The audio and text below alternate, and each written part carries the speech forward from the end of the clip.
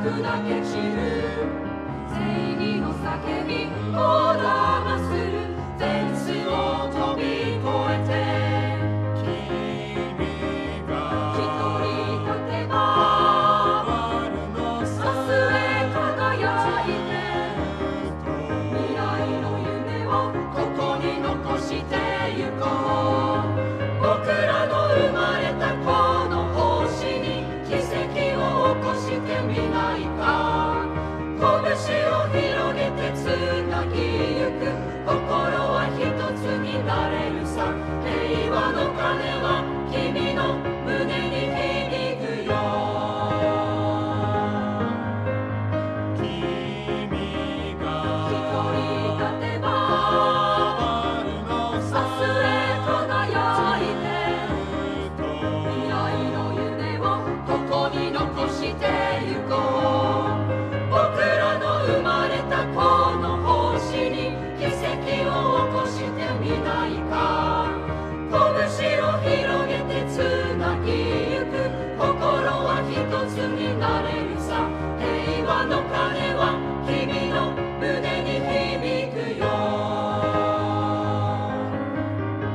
僕らの生まれたこの星に奇跡を起こしてみないか拳を広げてつなぎゆく心は一つになれるさ平和の鐘は君の胸に響くよ平和の鐘は君の胸に響くよランランランランランランランランランランランランランラン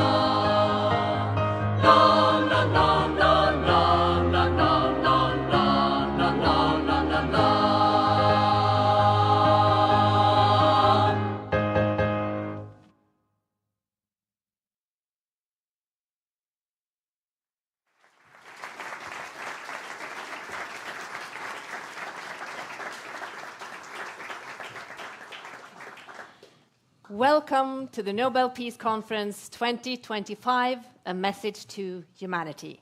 The Nobel Peace Center's annual international peace conference honoring the latest Peace Prize.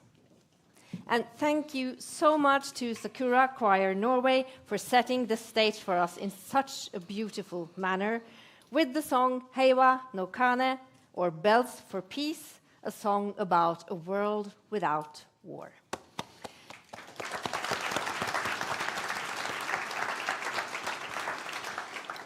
My name is Ingvild Bryn Rambøll. I will be your host for today, and I'm joined by Sri Srinivasan. I'm your digital host, and my job is to help make sure everyone who's watching around the world can participate and ask questions. Today is Hiroshima Day, marked all over the world. 80 years ago today, an American atomic bomb was dropped over that Japanese city, leaving vast areas under a carpet of dust, despair, and death. 3 days later, a new bomb was dropped over the city of Nagasaki. More than 200,000 people were killed and tens of thousands were injured. Some of those who have survived have spent their lives turning this devastating experience into activism. Last December, the Japanese Organization for Atomic Bomb Survivors, Nihon Hidankyo, were awarded the Nobel Peace Prize for its efforts to achieve a world free of nuclear weapons, and for testimonies that these weapons must never, ever be used again.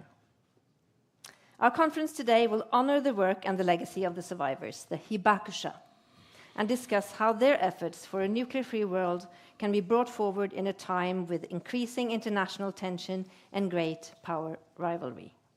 We're so honored to have the Assistant General Secretary of Nihon Hidankyo, Masako Wada, with us here today.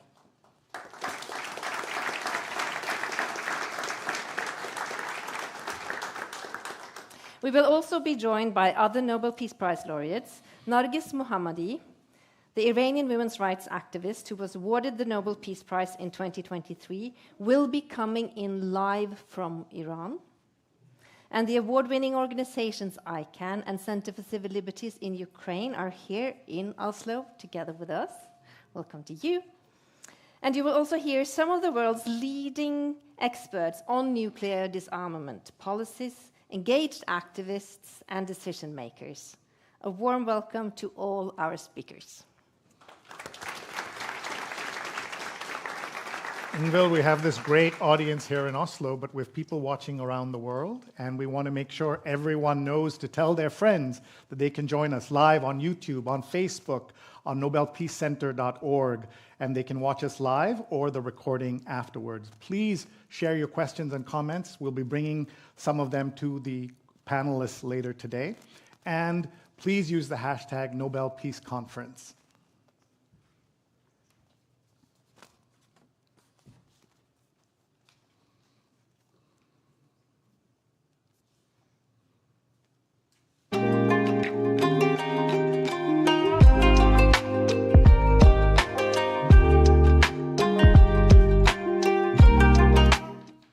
Our program here today is divided into 3 sessions. After an opening session, we will have a session where we look at today's nuclear threat. Around 2:30, there will be half an hour's break. And in the second and final session, starting at 3 o'clock, we will look at solutions for a nuclear-free world.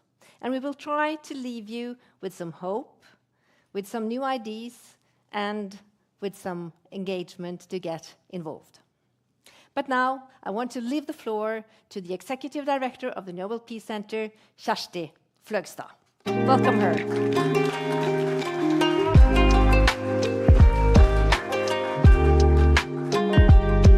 Thank you, Ingvild. Dear Excellencies, dear representatives of the Nobel Peace Prize laureates, speakers, guests here and online, and dear friends of peace, welcome to this year's Nobel Peace Conference, a message to humanity. Today we mark 80 years since the atomic bombing of Hiroshima, a moment that forever changed our world. And yet, nuclear threats are reappearing. Earlier this year, the doomsday clock moved even closer to midnight, now just 89 seconds away. A peaceful world may seem more distant than ever, as most countries, also here in Norway, are increasing their military budgets and activities. However, here at the Peace Center, our mission is to ignite positive change for a more peaceful world. In dark times like this is more important than ever. And we do this through the work of the Nobel Peace Prize laureates, whose courage and commitment light the way forward. And one such inspiration is Masako Wada and Nihon Hidankyo. And Masako-san, you are with us here today. She was just a baby when the bomb fell on Nagasaki in 1945. Today, she is the Assistant Secretary General of Nihon Hidankyo, the Japanese organization of atomic bomb survivors, the Hibakushas, who received the Peace Prize in 2024, in December last year. Masako-san and her fellow Hibakushas have dedicated their lives to share their stories to ensure nuclear weapons are never used again. Their voices have helped build a powerful global taboo. And if they have not lost hope, who are we to? When we asked Nihon Hidankyo in October last year, how could we support their work? They said, we are the only ones who have actually lived through this. But we are old, and soon we will be gone. Help us share our story before it's too late. We took this at heart. At the Nobel Peace Center, we created an exhibition that tells their story through the lens of human suffering. It has reached thousands here in our museum in Oslo, but also around the world abroad on the Peace Boat. And we've developed education materials, hosted workshops, and aim to reach hundreds of thousands of students globally in the coming months. Today's conference and festival are built around Nihon Hidankyo's message. Our goal is to create a meeting point for civil society, politicians, and peace activists with focus on inspiration, hope, and solutions. And we are so honored to be joined by all of you here and by all the speakers and by several Nobel Peace Prize laureates whose work intersects with the nuclear threat. As Ingrid said, Nargis Mohammadi will be with us live from Iran. Center for Civil Liberties are here with Sasha Romantova, laureate from 2022. And she will speak about the nuclear threat in Ukraine. And of course, Daniel Högsta is here to talk about the global picture. I look forward to hearing their and all the other speakers' perspectives and suggestions. And before I end, I just want to thank our partners, Hydro, Reitan, the Norwegian Minister of Foreign Affairs, the City of Oslo, Bergesen Foundation, Outrider Foundation, Lex International, and Scandinavia, Japan, Sasakawa Foundation for making this conference and festival possible. It has been a truly meaningful year for us at the Nobel Peace Center, beginning on October 11th, when the chair of the Norwegian Nobel Committee announced the Nobel Peace Prize to Nihon Hidankyo. It is now my great honor to welcome him on stage. Please join me in welcoming Jørgen Vatne Fridnes and help me give him a warm welcome.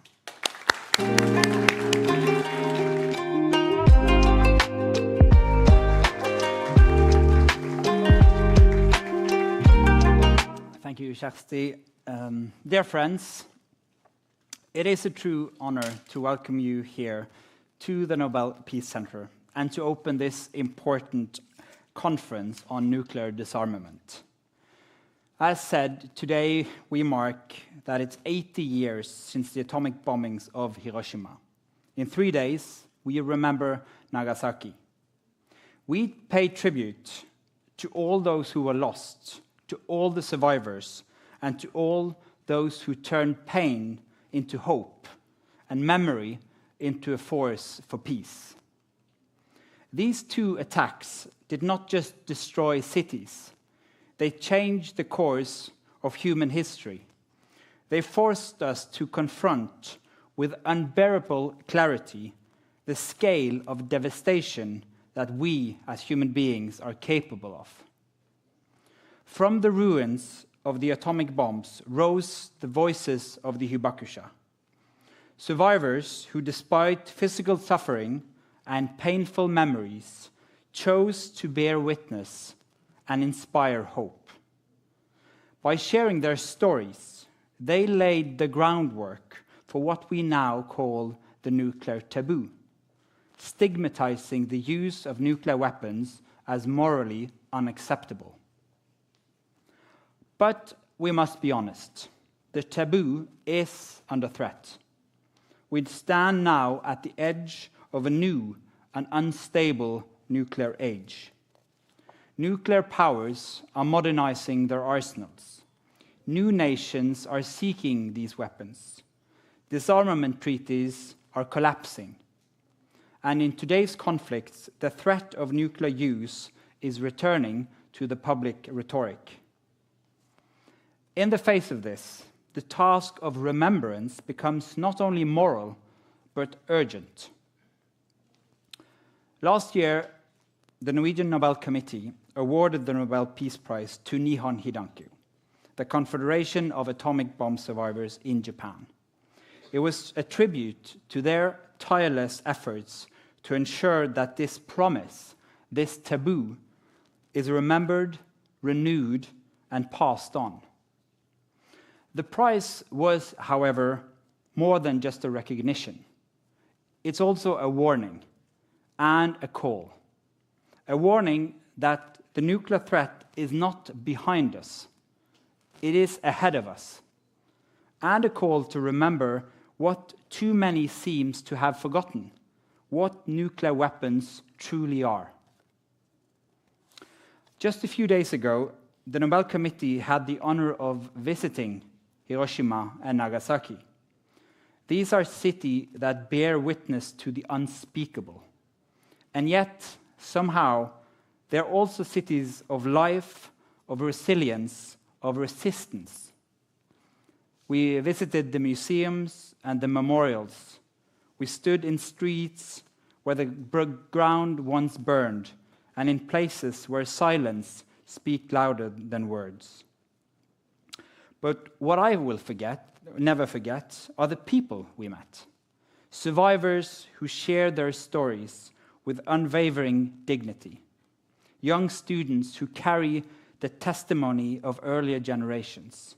Politicians with a purpose and an agenda of disarmament.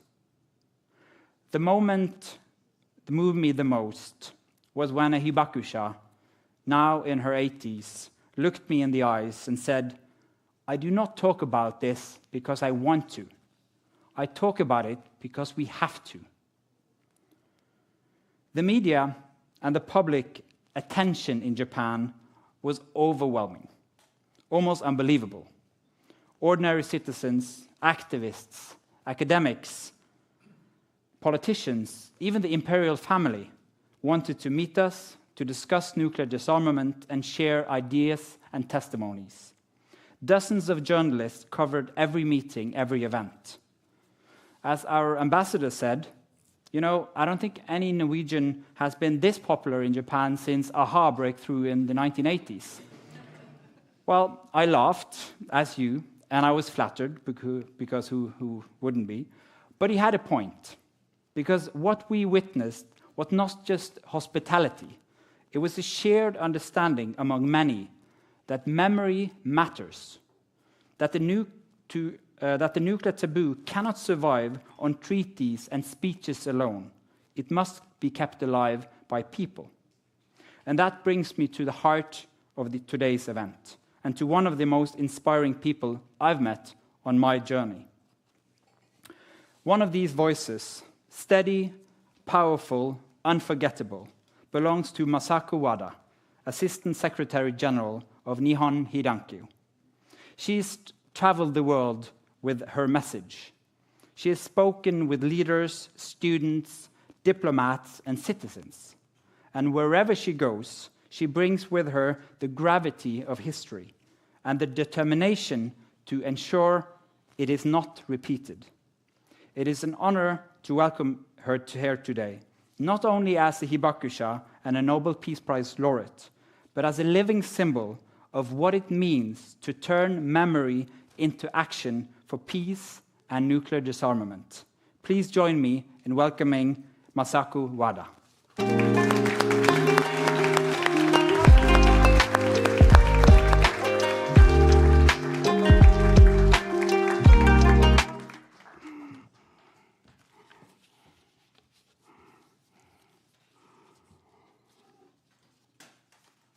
Thank you. Thank you, Friednes-san. Thank you very much. So I'm so moved.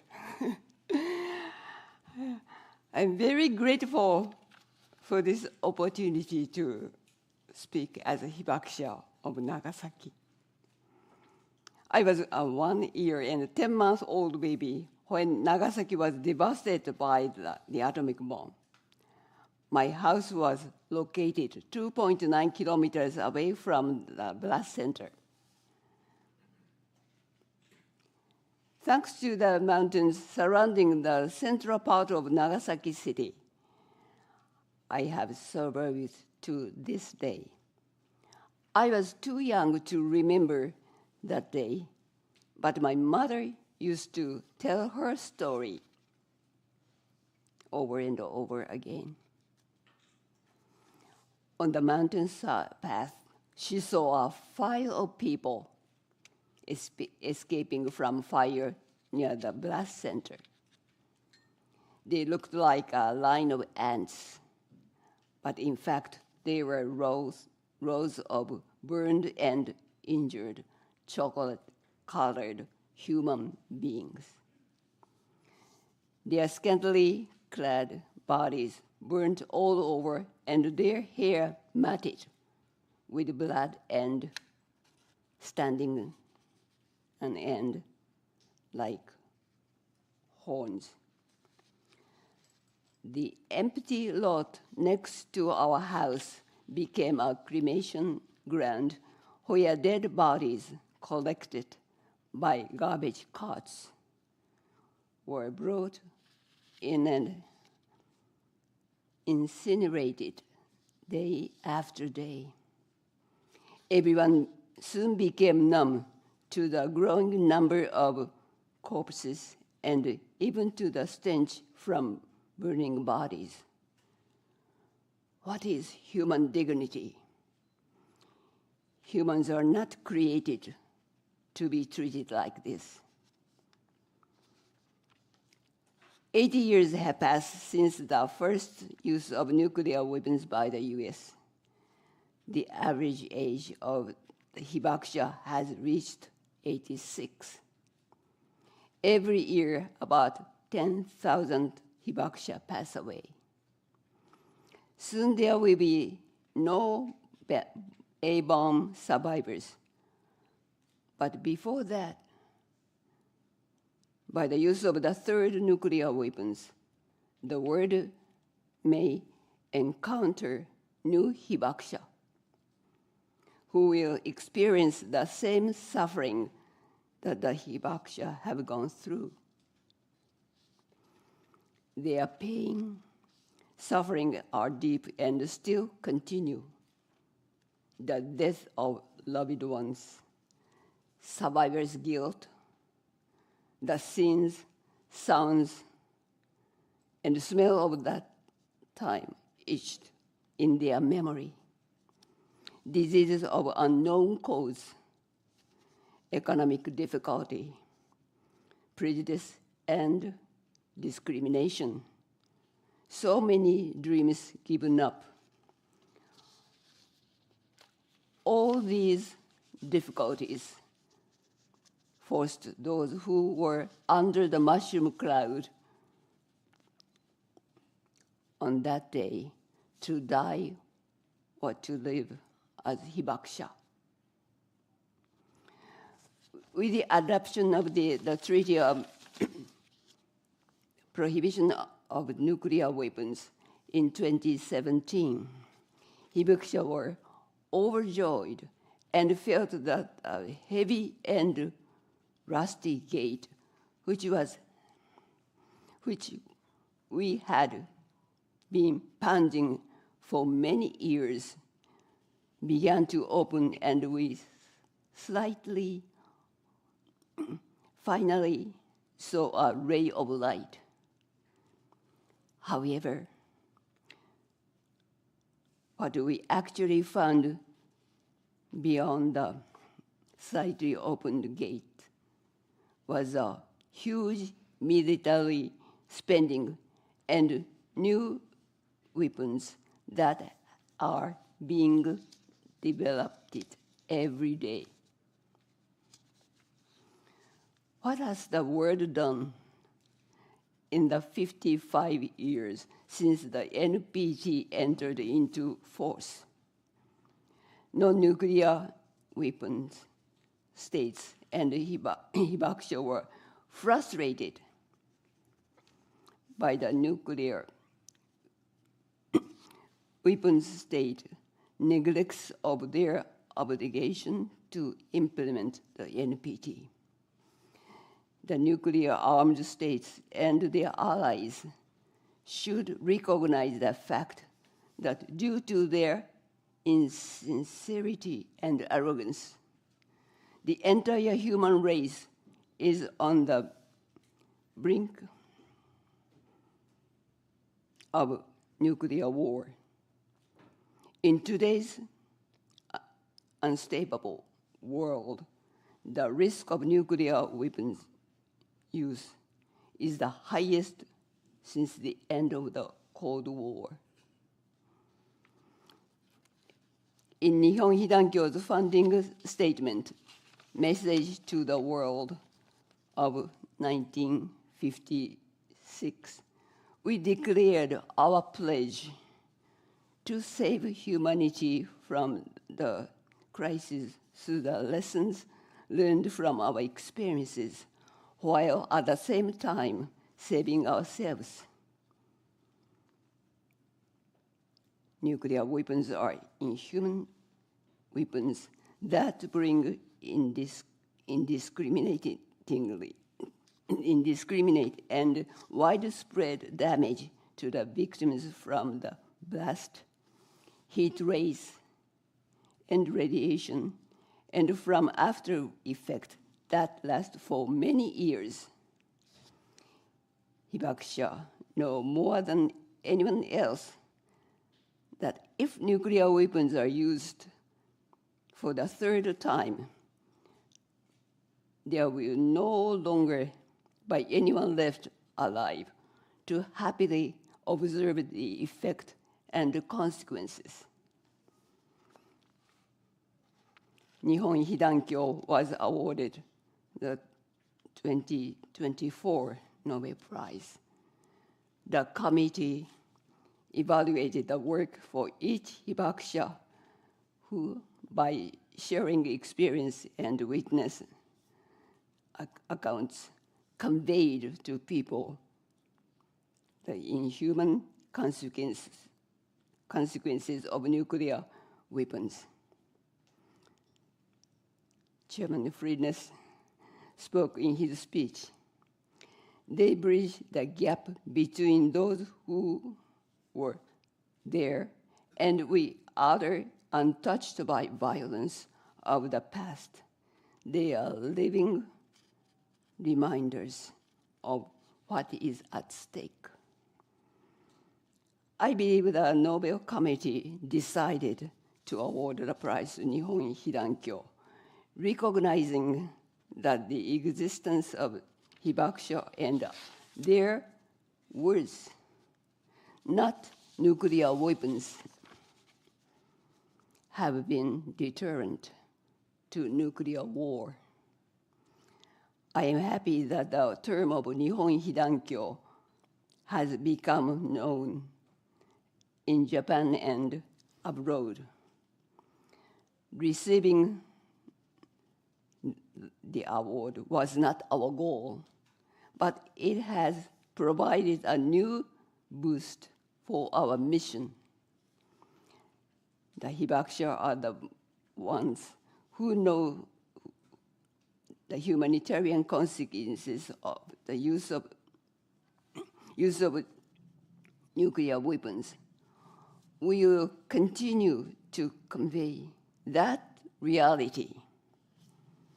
Please listen to us.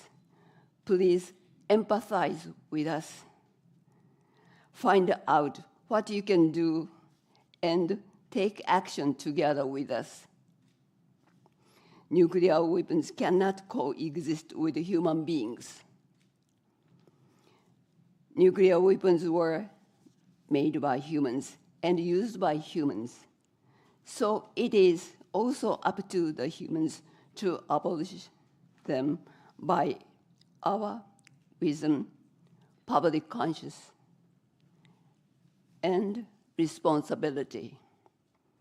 No more hibakusha and no more war. Thank you very much. Thank you.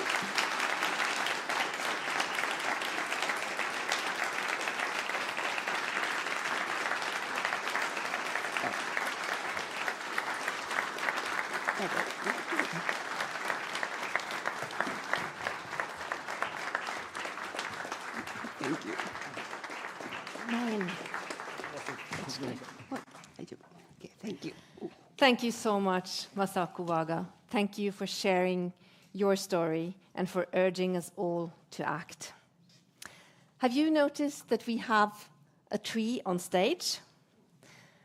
This tree is a hibakuyumoku, the Japanese word for a tree that survived the atomic bomb. Seeds from the trees that managed to survive have been harvested and planted and spread as symbols of peace to other countries and cities, among them to the Botanical Garden here in Oslo. and they have been very kind to lend us this tree.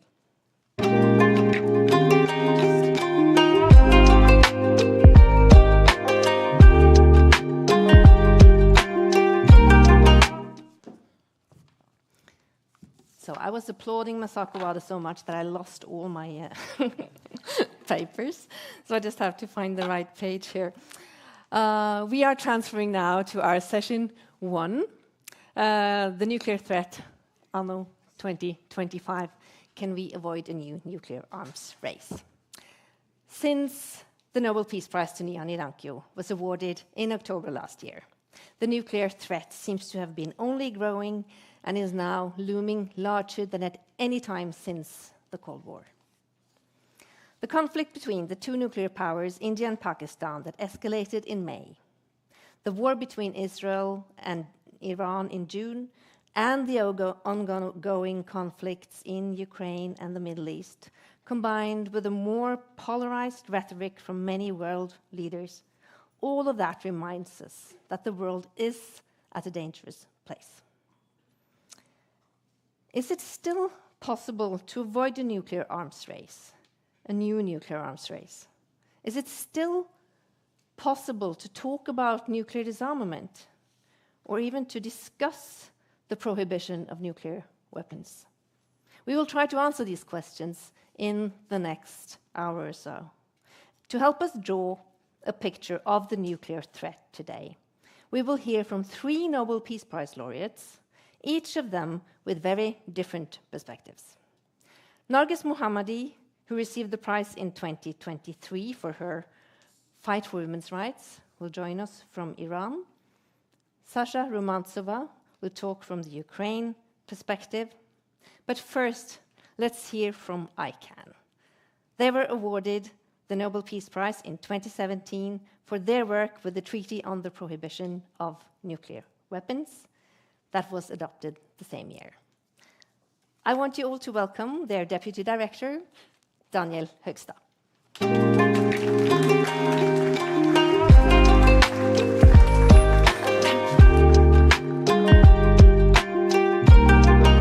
Thank you very much, Ingvild, and thank you very much to the Nobel Peace Center for hosting us and marking this extremely important anniversary at such a crucial time.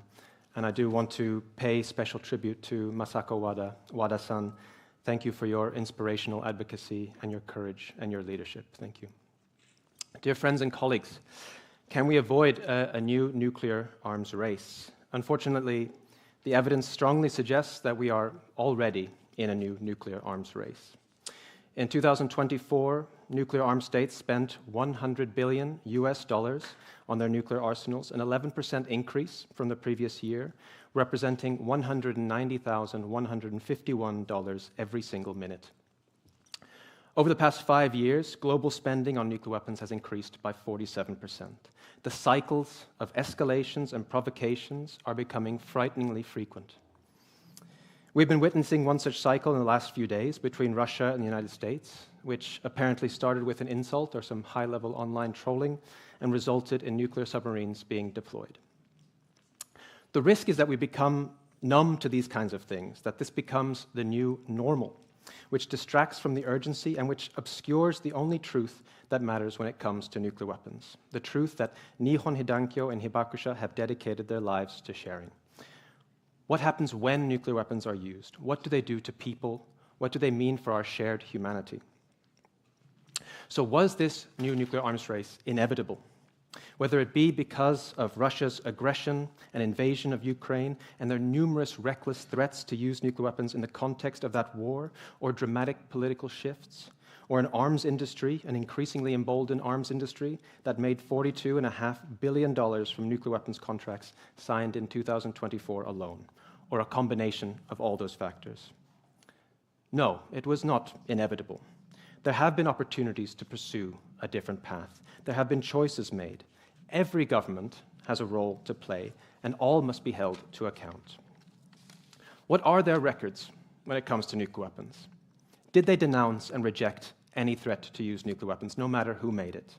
How have they contributed to the stigmatization of nuclear weapons and the nuclear taboo? Did they condemn all incitements to proliferation?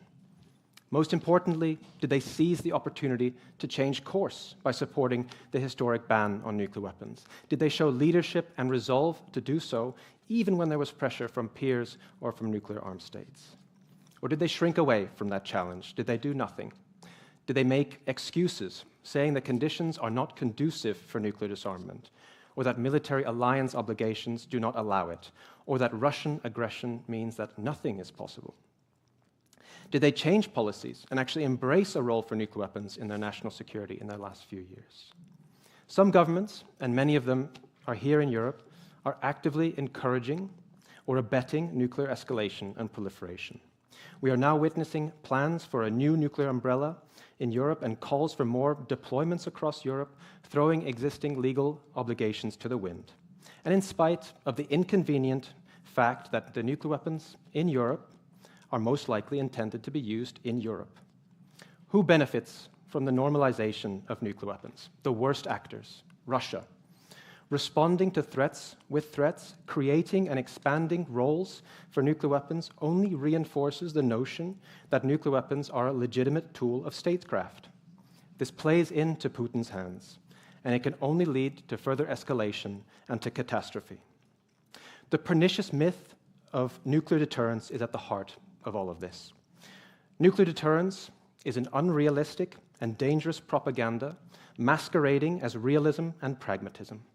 It is an unprovable theory based on naive assumptions about human behavior, for which escalation is a key feature, not a bug. But there is an off-ramp to the nuclear arms race. It starts with dismantling the myth of nuclear deterrence and rejecting any role for nuclear weapons, and it is rooted in multilateralism and diplomacy. That is what the Treaty on the Prohibition of Nuclear Weapons is all about. This is where real leadership is being shown. The treaty has come a long way in a short time since it entered into force in 2021. It will soon achieve the official support from more than half of the world's governments. The TPNW was inspired by the message of the Hibakusha, and unlike nuclear deterrence, it is rooted in science, in the evidence of the humanitarian consequences of nuclear weapons. It is right there for any government to choose to join the right side of history. It might not be easy politically always, but it is as simple as that. Honoring the Hibakusha does not mean simply paying lip service to their suffering, like so many leaders have been content to do.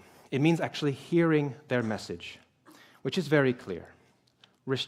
Recognize the unacceptable humanitarian harm nuclear weapons cause, reject nuclear deterrence, join the TPNW, and eliminate nuclear weapons.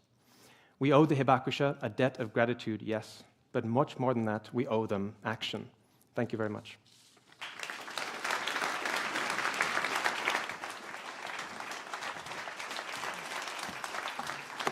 Thank you so much, Daniel Hugstad, and thank you, Arkan, for the work you are doing.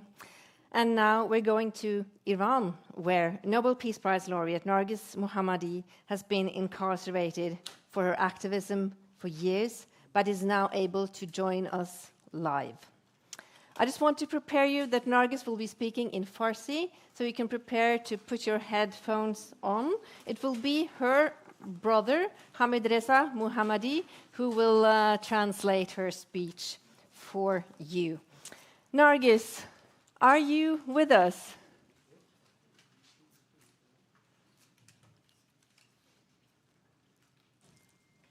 So I don't think I can see Narges, but I can still not hear her. There she is. Hello, Narges. So good to see you. How are you?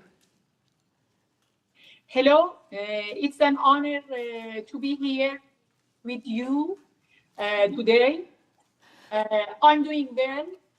I'm speaking to you from Tehran, from Iran. So I truly appreciate the opportunity to be here. Thank you very much. Thank you so much for taking the risk to talk to us today. You have been under constant threat from the regime, and you've received physical threats warning you to remain silent, especially since the recent attacks from Israel on Iran. But we are so happy that you are not silent and that you want to speak to us today. We are looking forward to hearing your remarks. Nargis Mohammadi, the floor is yours. به برنده جایزه نوبل I صلح warmly welcome 2024 all distinguished participants and honored to be part of this important conference. I extend my heartfelt congratulations to the newest Nobel Peace Prize laureate, Nihon Hidankyo. May their powerful efforts grow stronger and inspire even greater impact in the years to come.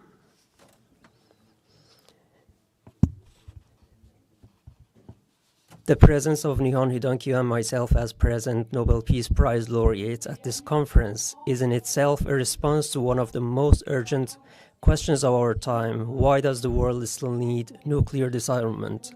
Nihon Hidankyo has long stood for a world free of nuclear weapons, a commitment born from the catastrophic use of nuclear force against the people of Japan exactly 80 years ago in Hiroshima and Nagasaki. I speak to you from Iran, a country whose people have borne the heavy consequences of the ruling regime policies, including its nuclear program.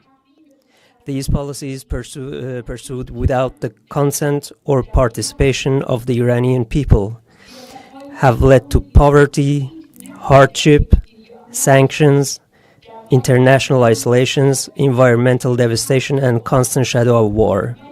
While Iran is rich in not only oil and gas, but also two vast and inexhaustible sources of clean energy, sun and wind, today we face widespread shortages of electricity and water across the country.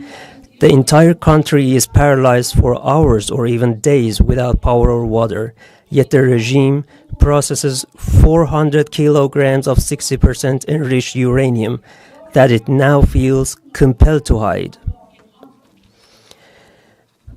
I must state here that in the case of Iran's nuclear policy, the claim of its being peaceful is mere political rhetoric. We know well that the core issue has always been about power and competition. This truth is evident both in international negotiations and among the public. Esteemed guests, we are here to address a vital issue, one that concerns the fate of humanity and our shared home, planet Earth. In a world where authoritarian governments pursue nuclear weapons to ensure their survival and where invasions of one country by another are becoming normal, and as international institutions like the United Nations steadily lose their influence, the temptation for countries to pursue nuclear arms grows stronger. The movement for nuclear disarmament has regressed in the face of the renewed ambition and drive for nations competing for nuclear superiority.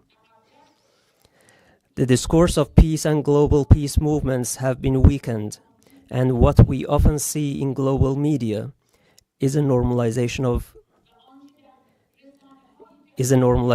war and genocide. In such conditions, some believe that the level of conflict and tension has risen so sharply that perhaps even today it is already too late to prevent a nuclear arms race in the Middle East.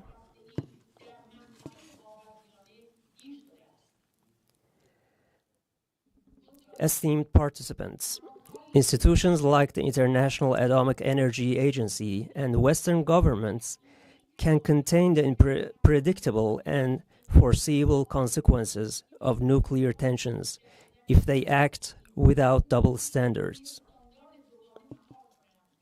But to truly solve this crisis, we need a global consensus and will to address the roots of these tensions and work to reduce them. Does increasing global inequality, along with the regression and weakening of democracy, correlate with rising nuclear competition? Do the world's environmental crises have a relationship with escalating nuclear rivalry?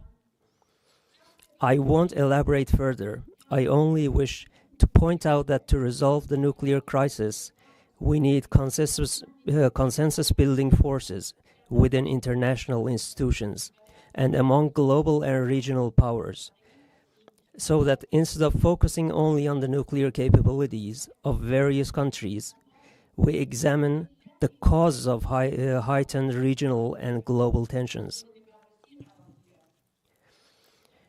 Honorable attendees, when it comes to Iran, I can say with certainty that the Iranian people do not see their security, dignity, or power as dependent on the regime's nuclear capability. If they are given the opportunity to truly participate in determining their own destiny, they will choose democracy, freedom, equality, human rights, development, prosperity, constructive international relations, and cooperation with all the nations of the world.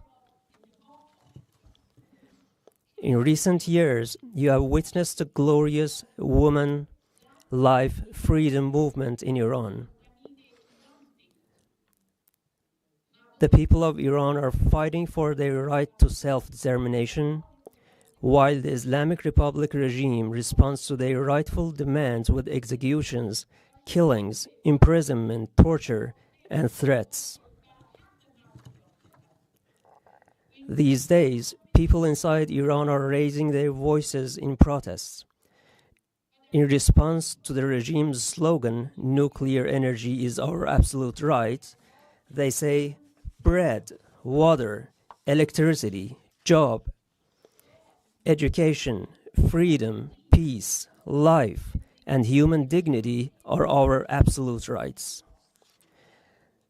The transition from a religious authoritarian system to democracy and achieving freedom and equality through the guarantee of human rights, the empowerment of the people and civil society, and the reliance on the agency of the people themselves is the fundamental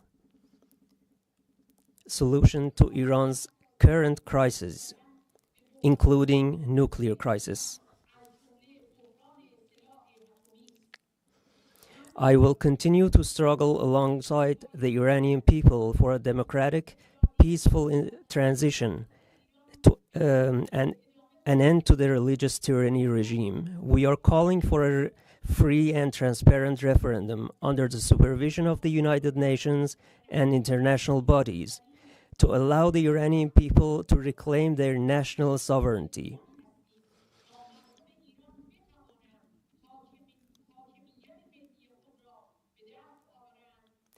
In this endeavor, we seek the support of all advocates of freedom, peace, and democracy across the globe. Let us hope that with the efforts of peace advocates, freedom, and democracy seekers, we will one day witness a world free of war, tyranny, and atomic threat. Thank you very much.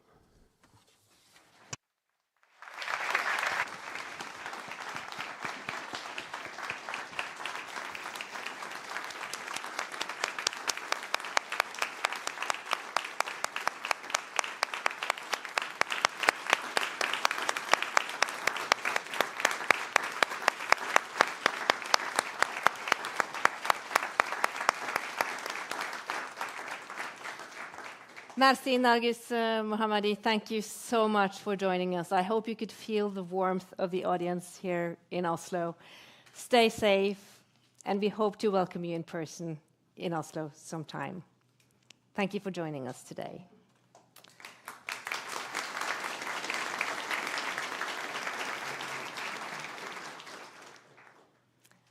From Iran to Ukraine, a country more and more marked by war, 3.5 years after the full-scale Russian invasion, where the Nobel Peace Prize awarded organization Center for Civil Liberties are working tirelessly to document war crimes and prepare the country for a time after war. Please welcome the Executive Director of Center for Civil Liberties, Sasha Romantsova.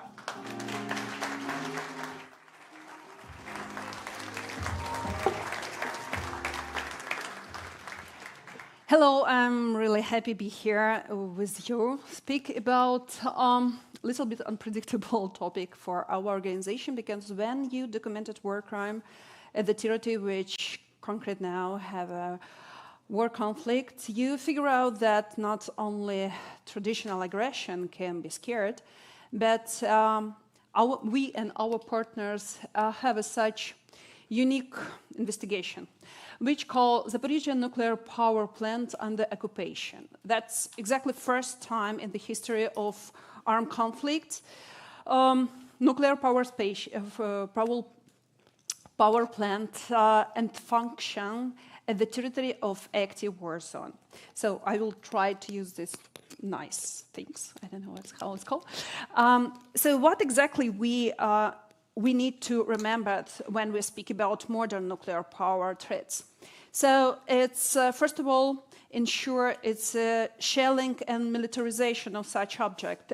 It's a huge industrial object which was built during the Soviet Union time with technology which maybe previous speaker can be more detail specific explain, but the problem of this thing that it's unstable. So if you shell it, it will be really bad consequences after this. I'm just remind you that at the territory of Ukraine we have one nuclear catastrophe, it's Chernobyl.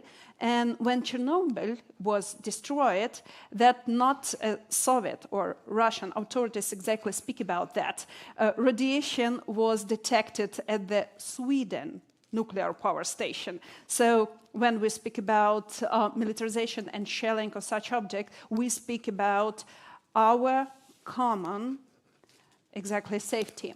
Second one, and it's torture of personnel. That's a huge object with exactly 11,000 employees working there. It's specific employees. More than 10,000 of them, it's people with a special licensee to work there. And they're under the torture, and I will speak about how we figure out that. Replacement of personnel, when these really knowledgeable, really educated people work at not exactly that place, which in system they need to be and belong. And last one, plan to restart the plant. What that means, at the beginning, I want to just show the examples what is big of this nuclear power station. So we speak about 5,700 megawatt, 11,000 employees. Operation is half of nuclear electricity, all the electricity, supplying all the electricity for population of Ukraine, it's 42 million, so quite big. And we in the European system electricity supply, and that means that people at Hungary, Poland, Moldova, Romania, Slovakia, and Belarus exactly take the electricity from there. For your comparing, you need to maybe know exactly Fukushima nuclear power plant, that was 5,300 megawatt, and that was near the 5,000 employees. And when we speak about Chernobyl, sorry, I need to mention it because it's our history. And that was just near half of this poverty and near the half of this operation people who live there. Like Soviet heritage, we have this construction like that. So you have a big industrial object, like nuclear power plant. You always have a Sputnik city. So it's a city where the families of employees living there. Why it's so important? Because that's what you see now, militarization. It's inside the nuclear power station building. So it's mean that even something like non-accurate put the button, it will be exploited. But that's happened with whole the city around the Zaporizhzhia nuclear power plant, which exactly called Energodar. Okay, it's like complicated to translate, but these people who work at the power plant, it's 11,000 people with unique skills and unique knowledges, have a family. This family lives near the nuclear power plants. And one of the form of torture, except to beating them, using electricity, to different kind of really unpleasant procedure, that exactly scaring by FSB that their family will be attacked. And what we have as the result, most of these people trying to escape from this city. Most of these people left their job, which they feel really deeply not only afraid, but like responsibility, because again, you need to be there to be part of security.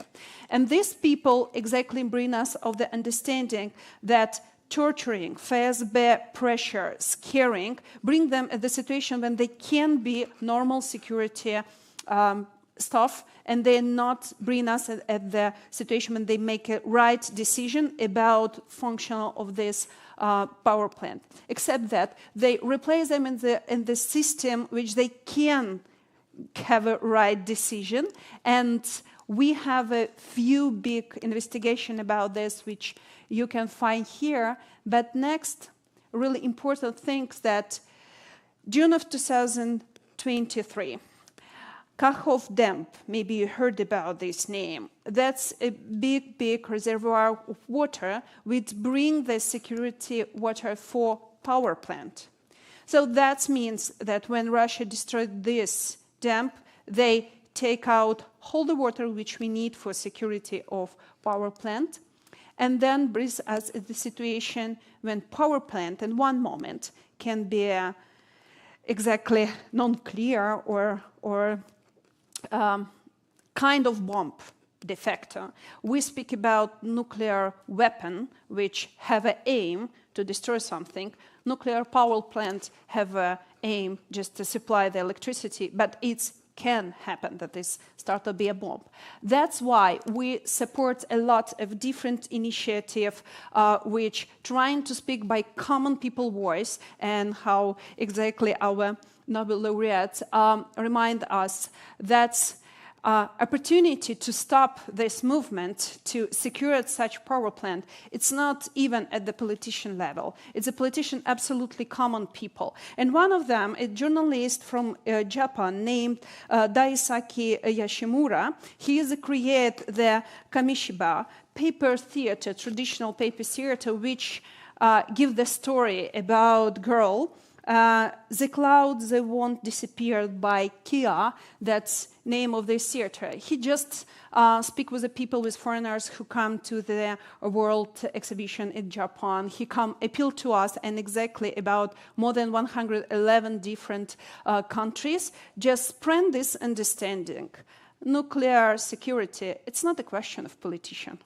It's a question of common people who can create absolutely unique and sometimes use the art to explain that we surely don't want to be in any world when nuclear power plant or exactly bomb explode and destroy our society.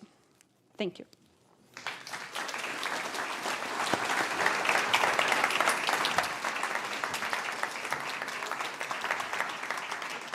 Thank you very much, Sasha Romantsova. With the messages from Nihon Hidankyo, Ikan, Nargis Mohammadi, and Sasha as a backdrop, we will now enter into a conversation about political leadership and today's international climate. What do the people in power have the power to do? What choices are Europe and the Nordics facing in today's situation? To reflect on these questions, we have invited Stefan Löfven, the former Prime Minister of Sweden and Chair of the Board of SIPRI, the Stockholm Peace Research Institute, and Eivind Vad Petersson, State Secretary for Minister of Foreign Affairs, Norway. To lead the conversation, we have Arnaud Siad. He is the host and producer of Prio's Peace in a Pod. Give them all a warm welcome.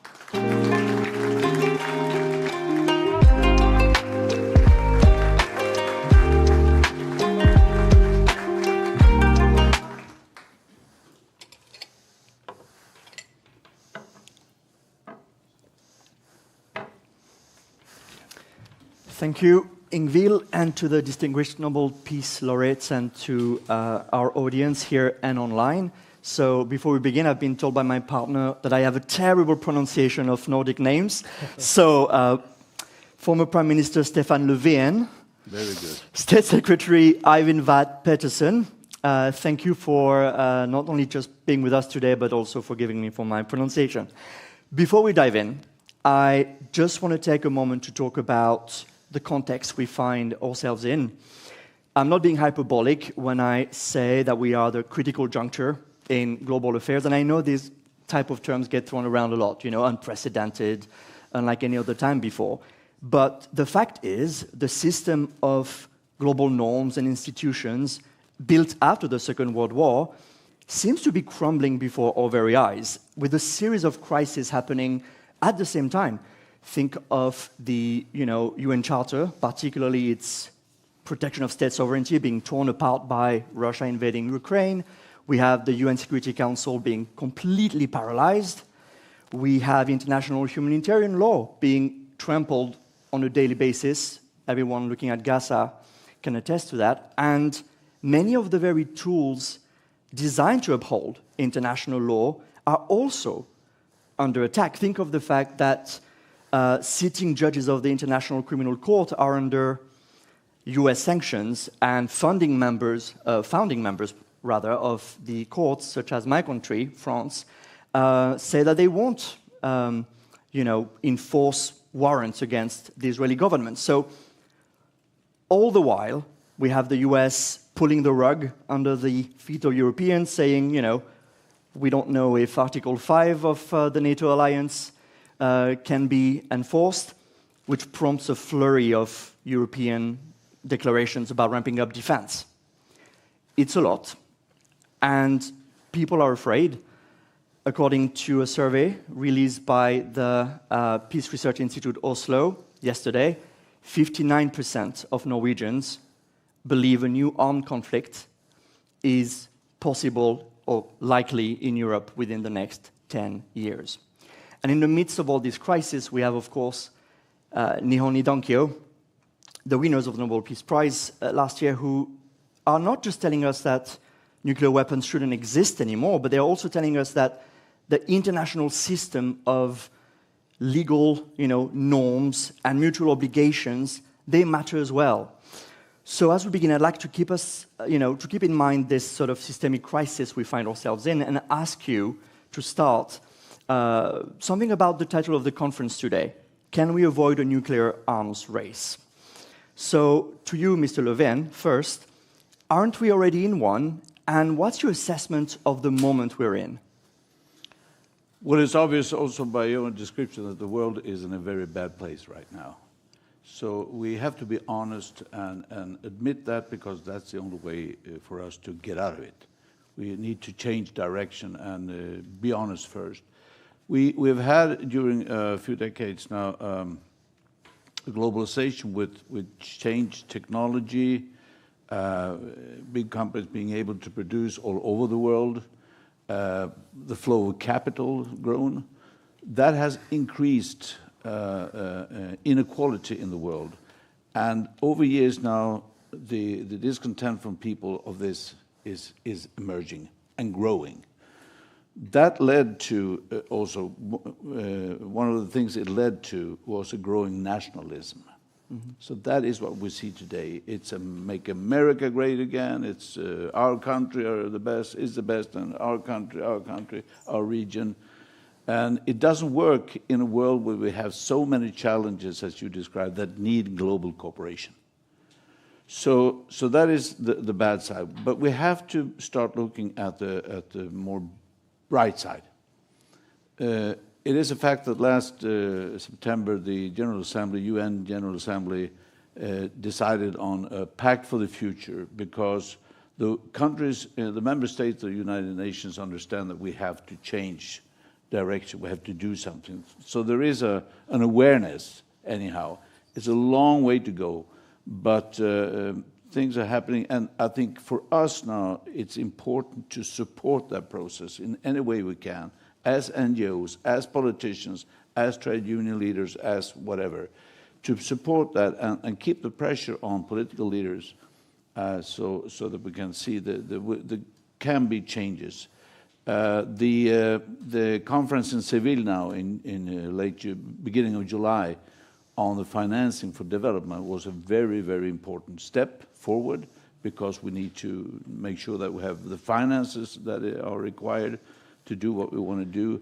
So things are starting to happen. I would love to concentrate even more on the possibilities, because we cannot let this be a normal situation that we're in today. We cannot stand there. We have to say, this is not good, we have to change, we can do it. State Secretary, same question to you. From your vantage point in the Norwegian government, how do you view the current international moment we're in? Well, for sure, the list of problems and challenges is indeed long. Let me, though, on behalf of the host government, so to speak, just acknowledge as well our hosts, but also the solemn occasion as we meet them in on the exactly to the day on the 80th anniversary of the Hiroshima bombing. The list of problems and challenges is long. I'm part of the government. A couple of months ago, we drafted and published Norway's first ever national security strategy. And the starting point of that national security strategy is the simple observation that Norway, our country, now finds ourselves in the most serious security environment since the end of the Second World War.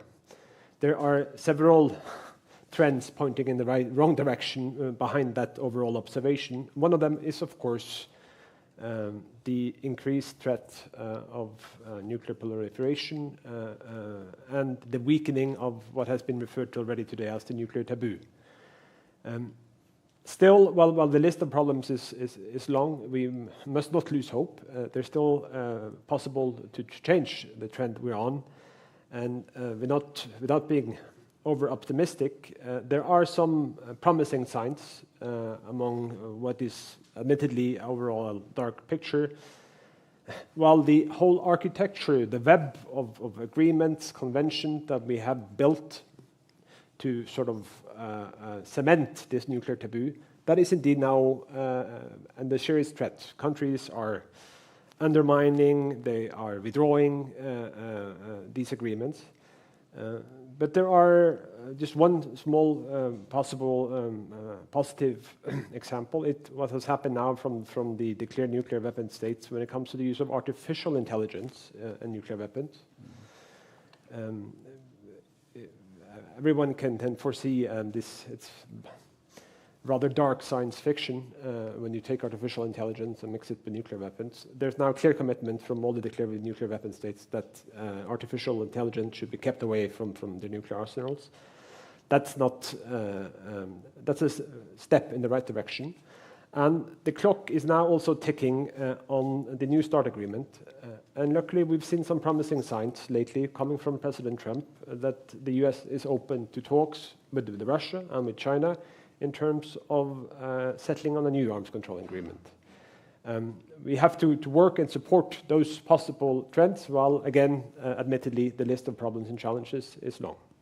Okay, I hear hints of optimism in both of your answers. The reality, of course, is that in March, European leaders agreed to a massive increase to defense spending, a 800 billion euros plan. And at the end of June, at The Hague, NATO allies agreed to increase their defense spending to 5% of GDP. So put simply, we are really witnessing a massive increase, not just in defense talk, but action here in Europe. So, Mr. Löfven, do you believe this will significantly alter the defense landscape here at home? Is it a game changer? Depending on if we are able to look at things in different time zones, time frames, the defense of Ukraine is crucial to Europe. And the saying that peace is not only the absence of war, peace is more. So we cannot let Russia win this war. Therefore, right here and now, we need to do what we do to make sure that we can defend Ukraine and also ourselves. But in the longer run, we have to understand that a constant increase of military capacity is not the sustainable solution if you want peace. It is not. So right now, while we have this with Russia, we also have to start thinking, okay, what's next? When this war is over, how will the new world order look like? What is it? Do we need a new Helsinki conference? What is it we have to do? Because we have to find a way to solve things together. We have to find a way to go towards a common security. This nuclear threat, this mutually assured destruction, MAD, MAD, This is mad. To believe that you are secure just because I can destroy you and you can destroy me and we can destroy you, and we call that security. Crazy. You know, madam. Let's change that to mutually assured survival. So if we can start a dialogue between countries, between regions, that the best long-term sustainable security we can provide for people is when we have dialogue and cooperation with other countries. Because when my neighbor feels safer, I am safer. If my neighbor feels unsafe, I am unsafe. So here and now we need to make sure Russia doesn't win the war, but we have to start discussing, planning for what comes after a new world order. Stabilize United Nations, make it function better, but yeah. Well, it seems that the new world order, at least seen from Europe's vantage point, is a consecration a little bit of what French President Emmanuel Macron has been advocating for many years, which is the concept of strategic autonomy. And he's been championing this even before he famously called NATO brain dead in 2019. And there's been even talks in recent months of potentially looking at a French nuclear umbrella in Europe among some circles. So, State Secretary, to you, is there consensus in Europe today around this concept of strategic autonomy? In other words, can Europe do without its US ally? I would say there's certainly no consensus on the precise definition of what strategic autonomy should be. Thereby, it's troubling to also say that there's a necessary consensus on this concept. However, there's a clear acknowledgement across European capitals and governments that Europe needs to step up and take more responsibility for our own security. That was made evident, of course, with the NATO summit earlier this summer. My government, Norway, we pose no threat to anyone. NATO does not pose any threat to anyone, but we will defend ourselves. NATO is a defensive alliance. And it's the clear realization that Europe needs to do more. This has less to do with the current US president than many think. This has been the message on repeat coming from across the Atlantic now for decades. It's a realization of the times we find ourselves in. Russia is our neighbor too, and it's still conducting a brutal war of aggression against another neighboring country that has consequences for our own security, and we need to step up and do more. Still, I think I would take issue somewhat with part of your introduction when it comes to the status of Article 5. Yes, there's been a turbulent few months with the new US administration, but I remain confident in the US's commitment to Article 5. Many things have happened, but there's actually no reason in their actual statements, neither in their actions, even more important, to draw that conclusion.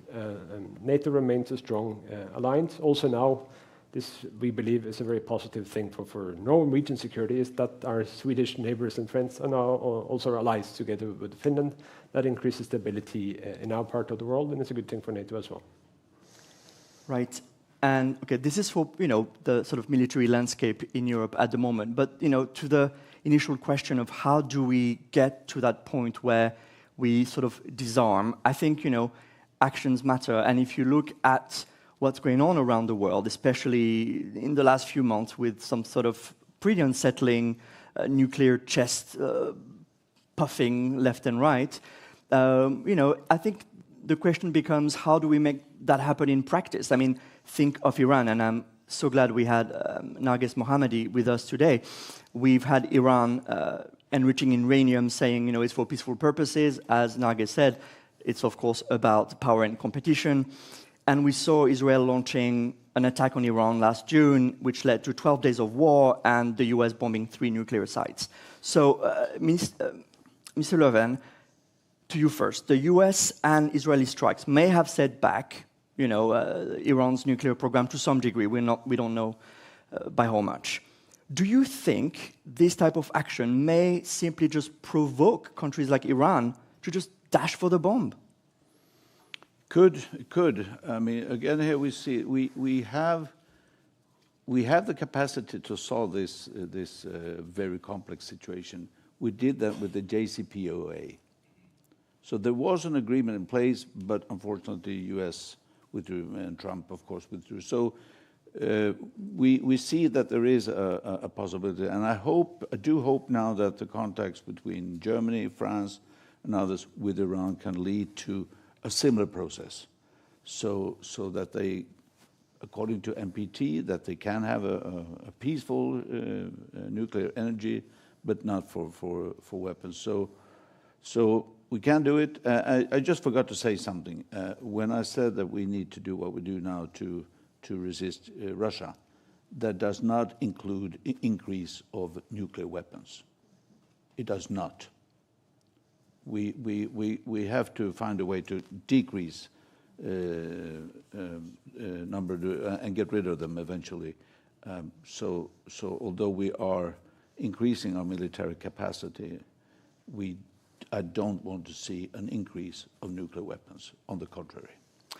How do we get to a consensus around that issue? I mean, Nargis Mohammadi was mentioning the double standards sometimes, especially in the West, on these issues. For example, if we think, obviously the prospect of a nuclear-armed Iran is frightening enough, but a lot of countries in the global South are pointing out to the fact that while Iran will be subjected to a series of, checks by the IAEA, the International Atomic Energy Agency, countries like Israel, who are widely believed to have a nuclear bomb, are, as far as I'm aware, not publicly really told to, roll it back.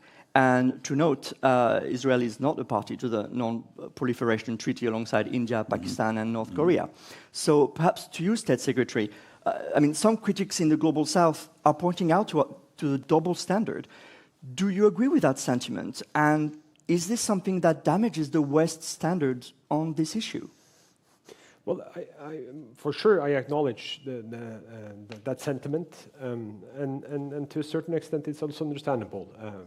The Norwegian position, we try to be consistent on these issues and say that every single country on the planet would benefit from everyone else also being a part of the NPT. The Non-Proliferation Treaty, it has its challenges, but broadly speaking, it has actually been fairly successful over the past half-century. Bearing in mind that there have been scenarios of nuclear-armed countries being a much larger group than what we do in fact have. Yes, it's maybe over-optimistic again to say that it could have been even worse, but nonetheless, it has been fairly successful in actually keeping things fairly stable. History does not repeat itself, but it rhymes sometimes. We have to keep in mind as well that the number of nuclear warheads on this planet were much, much larger back in the 1970s. That was during the Cold War. Still, and there was most certainly an arms race going on, the nuclear arms race even, still the Soviet Union and the United States back then found a way to enter on a path of diplomacy, of negotiations, a series of agreements that managed to reduce the nuclear stockpiles.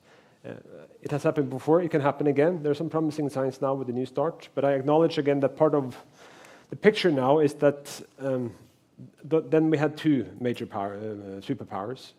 Now China is, of course, on the stage as well, massively increasing their nuclear stockpiles, and having possible negotiations among three parties is tremendously more complicated than just with two.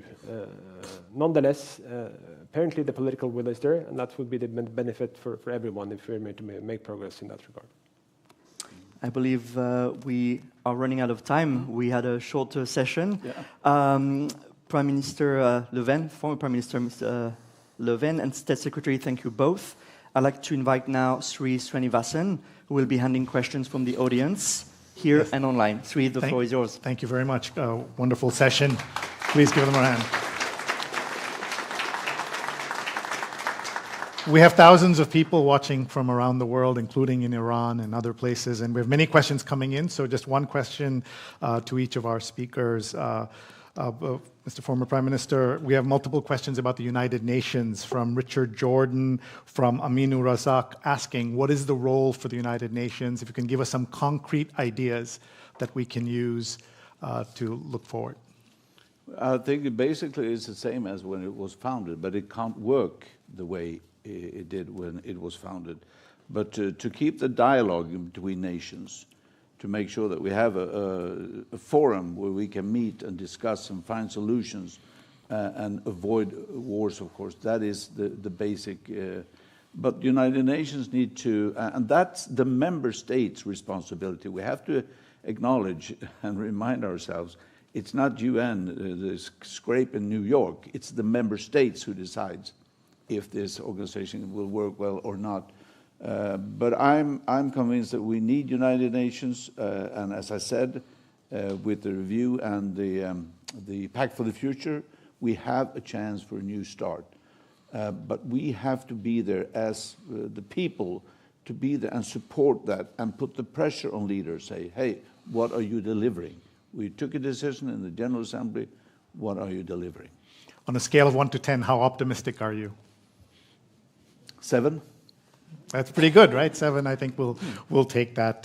Mr. Peterson, a question for you. Do you believe nuclear weapons create more security or more threats?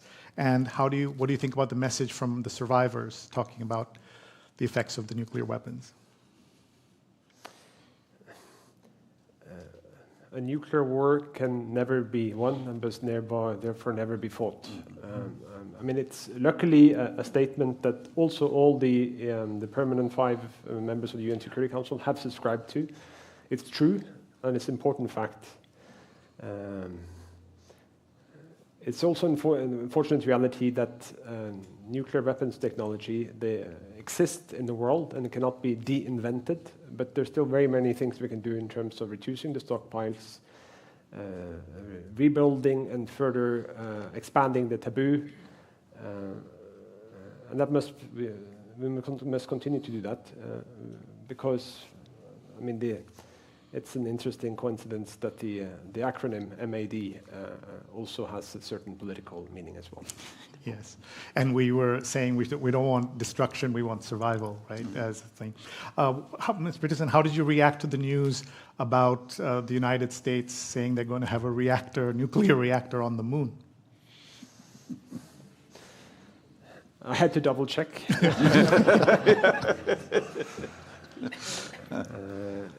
I think all countries as well have agreed that when it comes to space, we should restrict ourselves. I saw the news. I think there's a bit more details to be discovered, and I think we have back in this country. Nuclear power has gone from being a bit of a national taboo to now being very much part of the political debate. But there's quite a distance from that discussion to having something on the moon, I think, as well. Okay. And on a scale of 1 to 10, how optimistic are you? 7. 7. All right. I think that's what we'll do. Thank you very much, gentlemen. Thank you. Thank you, Steve Moderator.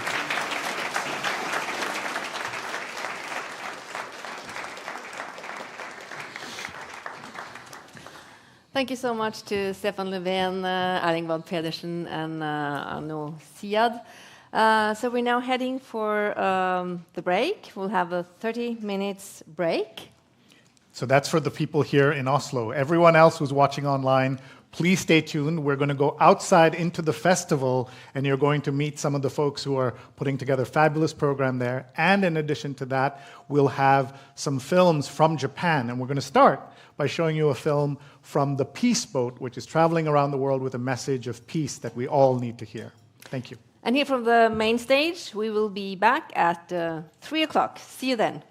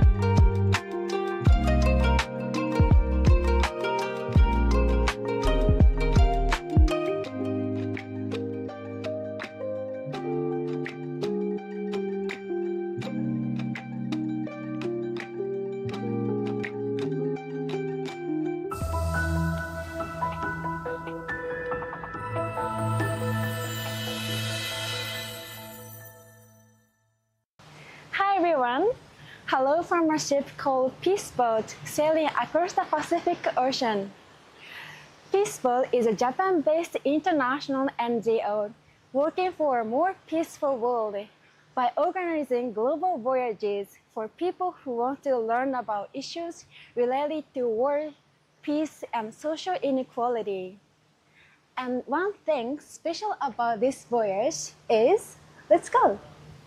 One thing special about this voyage is that we set sail from Yokohama, Japan, on the 23rd of April with an outreach version of the Nobel Peace Center about Nihon Hidankyo here on this ship. The collaboration between the Nobel Peace Center and Peace Boat is a unique opportunity to spread the message of peace and hope widely in the world, and to raise awareness about the devastating consequences of nuclear weapons, while also highlighting the strength and resilience of the survivors. And several of the survivors, including Ms. Fukushima Tomiko, participated in this voyage. And we are very happy to announce that we visited 20 ports in 18 countries, and approximately 2,000 people visited this exhibition. 2,000 people included the journalists, civil society groups, local students and families, UN staffs, and elected officials. Here is a message of Ms. Kuramori Terumi, a survivor of Nagasaki in 1945, who is sailing with us. 私は倉森照美です。長崎で1歳の時に被爆しました。Why did the world need to bring the story of the Hibakusha further and help fighting for a nuclear-free world? 被爆者は年々少なくなっていますので、世界中の人たちに核兵器の非人道性や平和の大切さを伝えて、それを継承してもらいたいと思っています。そのために残された時間の中で力を振り絞って伝え続けていきたいと思います。世界では今なお戦争が続いていますし、核兵器の使用まで示唆され恐ろしい事態になっています。一度戦争が始まったら終わらせることは困難です。そしてその中で核兵器が使用されれば世界中が熱戦、爆風、そして放射能の影響に苦しむことになります。核兵器をなくすか、私たち人間の生活を失うか、そんなリスクなのです。だからこそ、より多くの国が核兵器禁止条約に一刻も早く署名・批准し、核を持っていることや製造することが国際的に違反であるということを世界に見せつけることが核廃絶への一番の近道だと思います。原爆の痛みや苦しみを世界中の誰にも味わってほしくないという思いで、核廃絶の重要性を訴え続けています。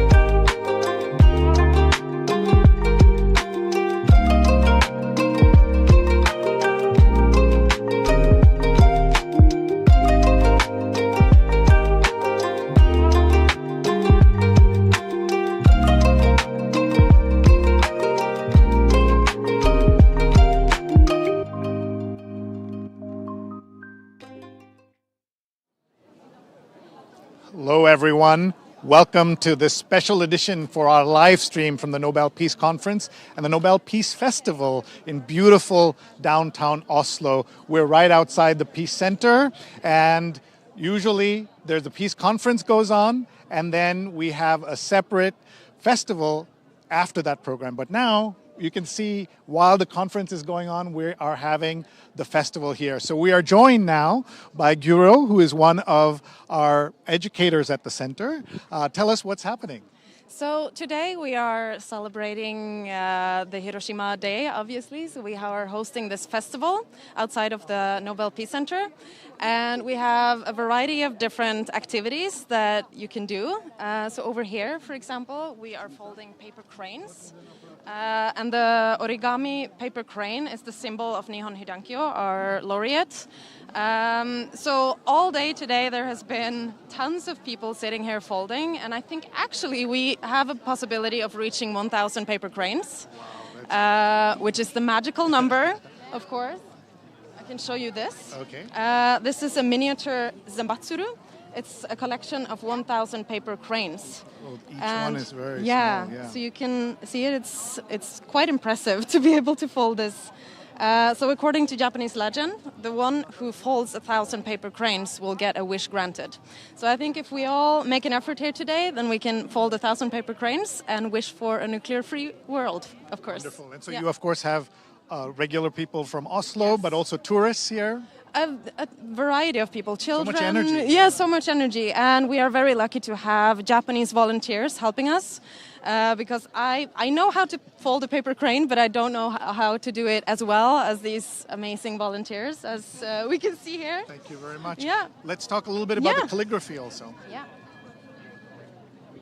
So here we are very lucky to also have some Japanese volunteers to help us make calligraphy. And we have one boy here who has made some calligraphy. Do you want to tell us what you have written?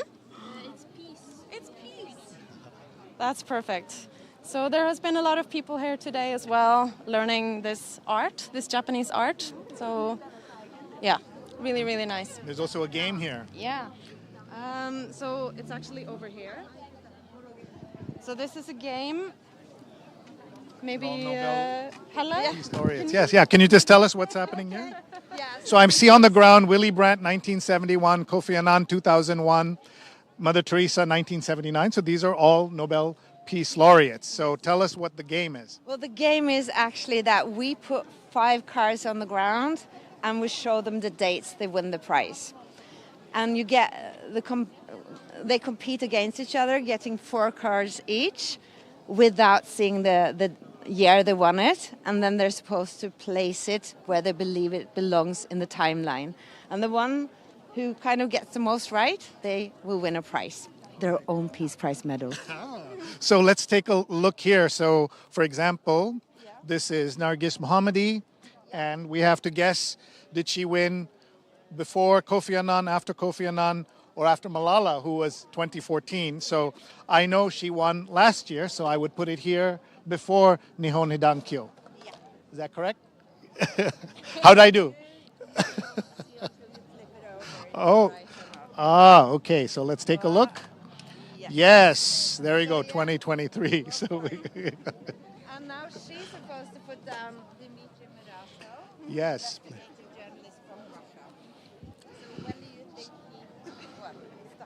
So you have to guess, which year did Dmitry Muratov win?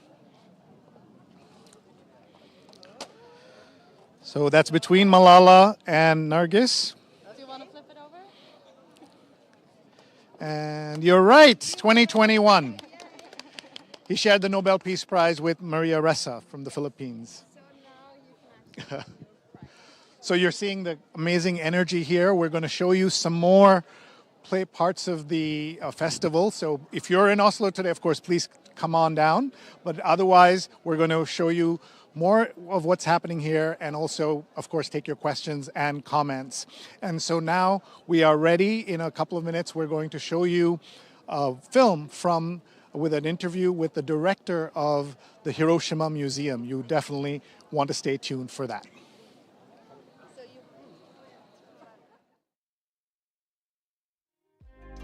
Thank you.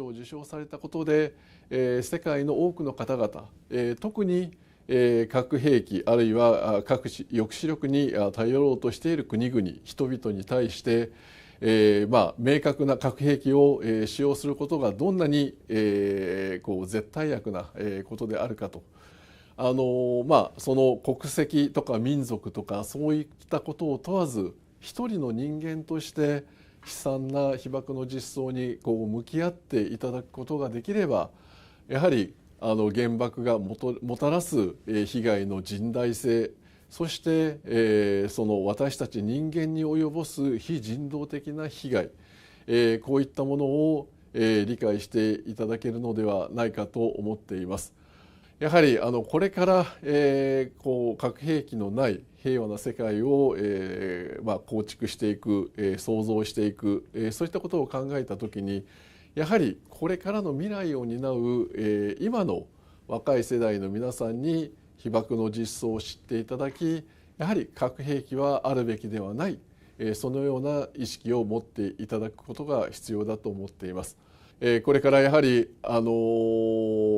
若い世代の人々にはこの原爆の被害というものを過去の出来事として捉えるのではなくって、今も起こりうる現実的な問題として捉えていただき、自分がもしそういった被害に遭ったらどうするんだろう、どう考えるんだろう、そういったことを主体的に考え、じゃあそうならないためにはどのような活動をしたらいいのか、そういったことを主体的に考えていただく、そういった主体的に、この核兵器や平和について考え行動することができる、そういった若い世代の人々を私たちはこれからも育成をしていきたいと考えています。今日、この会議にご出席の皆様にもぜひそうした核兵器のもたらす甚大な被害、そして非人道性、こうしたものを共有していただいた上で、ぜひ世界の皆さんが一致して核兵器のない平和な世界を実現するために、一人一人がそういう心がけを持って何か行動していく、そうした意識を持ってまた私たちと一緒に核兵器のない平和な世界の実現に向けて頑張っていくことができると思います。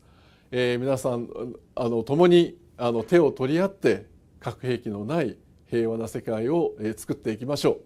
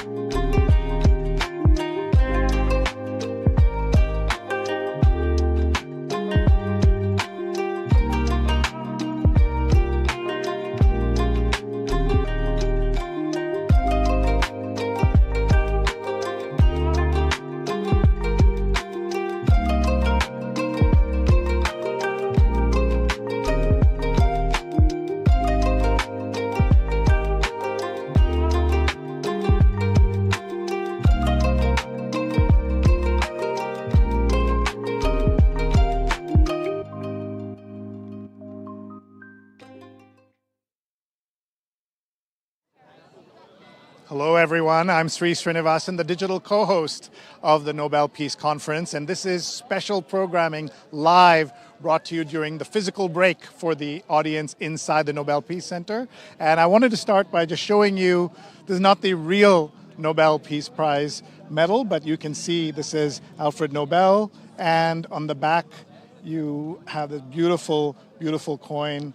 And I won this as for answering one of the activations earlier, a question on that. So that's one of the prizes you can get. And this is just one of the many things you can buy at the gift shop in the Nobel Peace Center. So we hope you'll come. You can see it's a beautiful day with just wonderful activations all around. The festival usually starts after the Peace Conference, but we are now starting much earlier this year, so they're happening at the same time. I want to tell you about one of these activations. It's called A Message to Humanity. So tell us what we're seeing, please.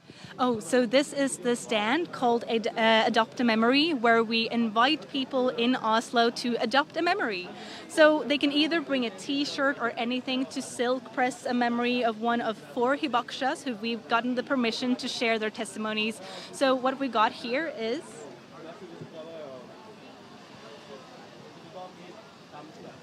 these bags that are from the festival, where we invite people to silk press one of these memories on this tote bag. So we have the memories of, for example, Masako Wada, Tanaka, who have written down their stories to tell to people, and we literally ask people to carry their witness testimonies with them, or one of the other testimonies here, which are they've used images and used art instead to tell the story, to make us not forget about what happened 80 years ago. Here's an example. Matsumoro Kazuo was 1,050 meters from the hypocenter in Kanayama, in the Mori areas of Hiroshima. And then this message says, as the tremendous pillar of fire whirled higher, the debris it sucked up sparkled in the sunlight, at once horrifying and unspeakably beautiful. So this is a way for us to remember on this very important Hiroshima Day. And this is how he has painted and how he has created his memory. For some people, it was hard to talk about it, to talk about what happened, to tell to others. So they started creating art instead, other ways to get their stories out and to tell what happened. What do we see over here? Of another survivor, Shinzaburo Tanabe.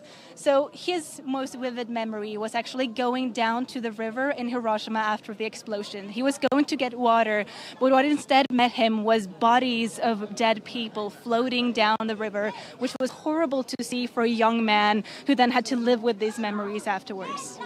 And so this is the kinds of memories that can be put on one of the bags that you can purchase here, but it's also available to people can bring any T-shirt they want or a bag they want. Exactly, and it's completely free to bring any sort of T-shirt, anything you want it printed on, to carry their memories with you.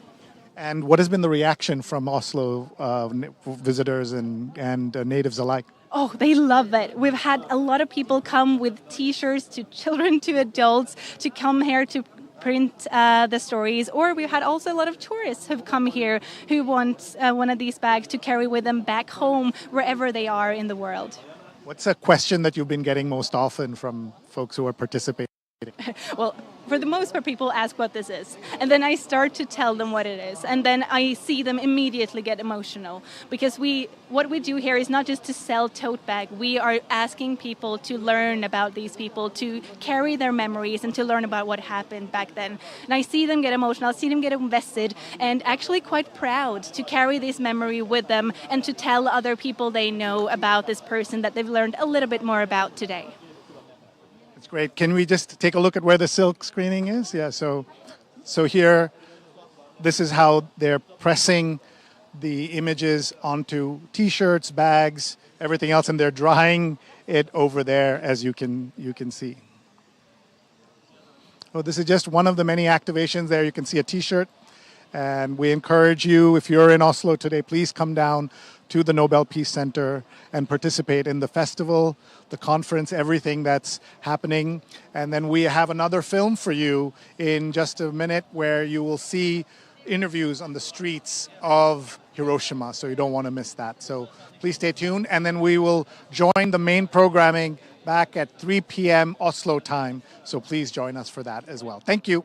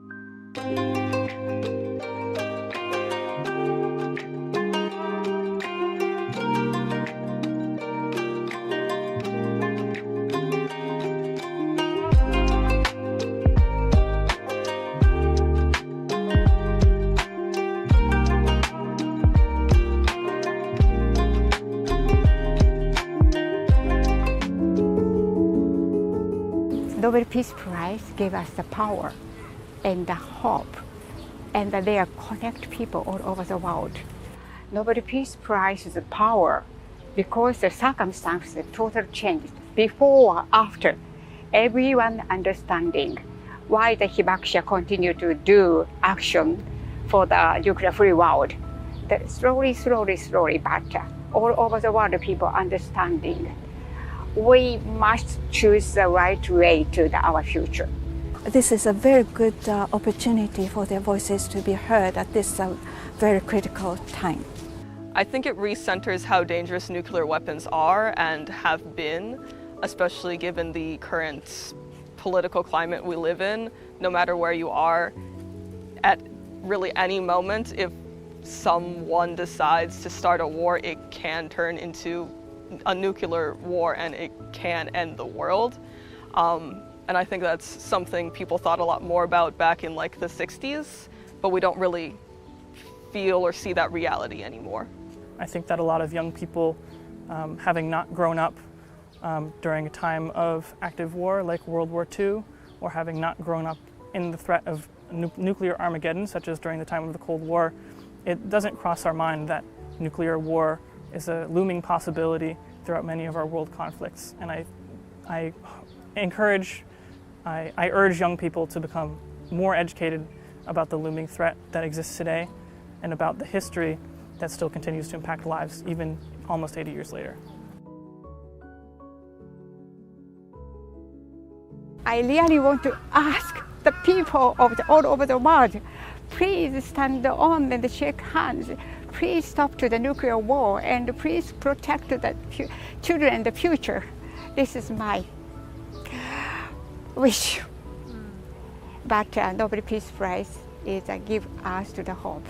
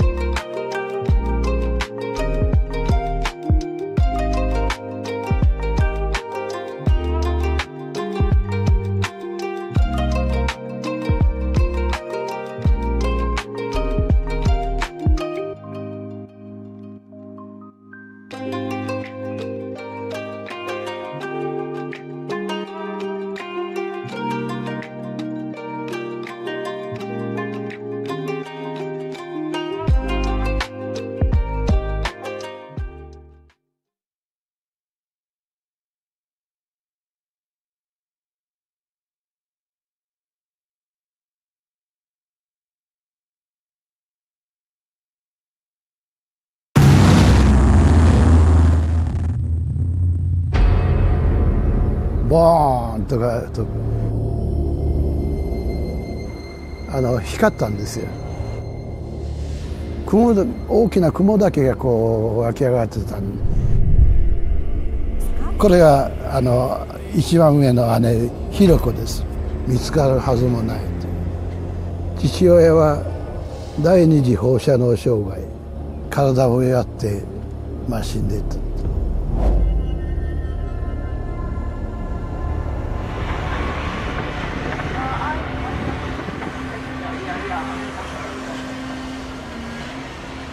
広島市で爆心地からですね、半径 2km ぐらいのところがもう全壊全焼で、もうほとんどが火に焼かれて壊れていったというふうに言われています。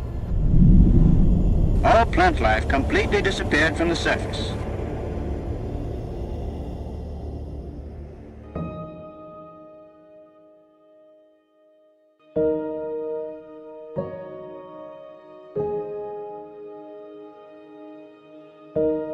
This これが種なんです。この黒いですね。というその希望をその樹木植物からもらったと言われておりますですね。株だけが残りまして、で株からこう2本出ておりますけど、新しく芽が出て、原爆によって向こう側に傾いているという、象徴的な木なんですね。This baby's mother is these trees. Please, you will go to the baby place, especially the Norway. They take care you. They are understanding where this tree come from. Oh, this tree is come from Hiroshima. And the Norwegian people, well, what happened to Hiroshima? だけどそれを使ったらどんなことになるかっていうのを広島が初めて世界に見せて、そして長崎が次に見せて。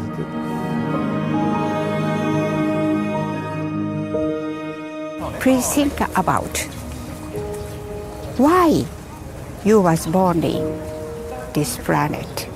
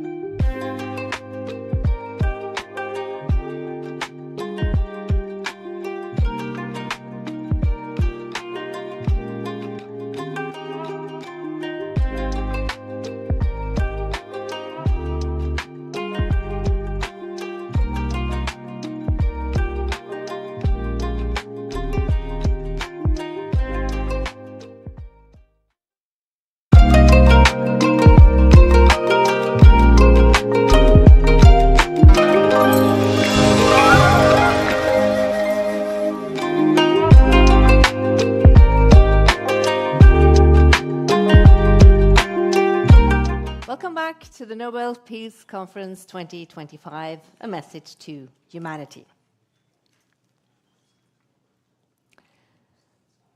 In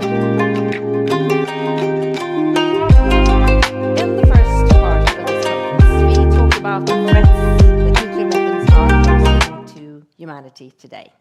We heard the testimonies of Masako Wada, a survivor of the Nagasaki nuclear bombings and member of Nihon Hidankyo, the Nobel Peace Prize laureate 2024.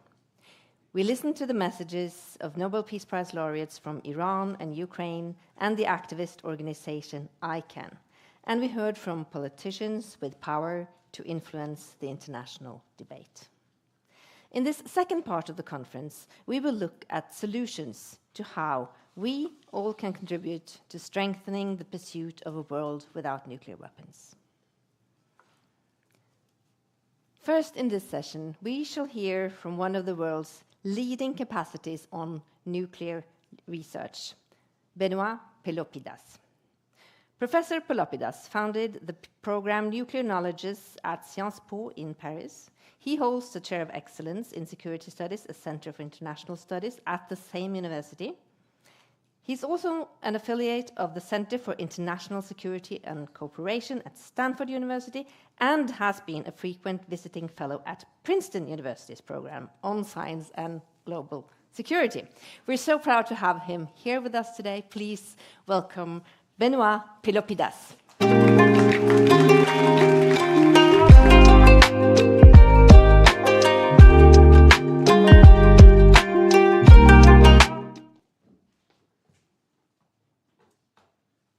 Will, esteemed guests, I'm humbled and delighted to be with you today to mark the 80th anniversary of the bombing of Hiroshima and also to celebrate the work of Mrs. Wada and Nihon Hidankyo to keep the voices and stories of the hibakusha alive 80 years after the events.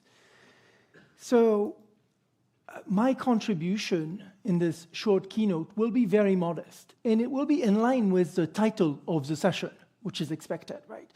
So my contribution consists in thinking how can scholarship and how can scholarly findings contribute to renewing the conversation about nuclear weapons. So I will introduce you to 3 recent findings of scholarship, which I hope will convince you that this conversation should and can be modified.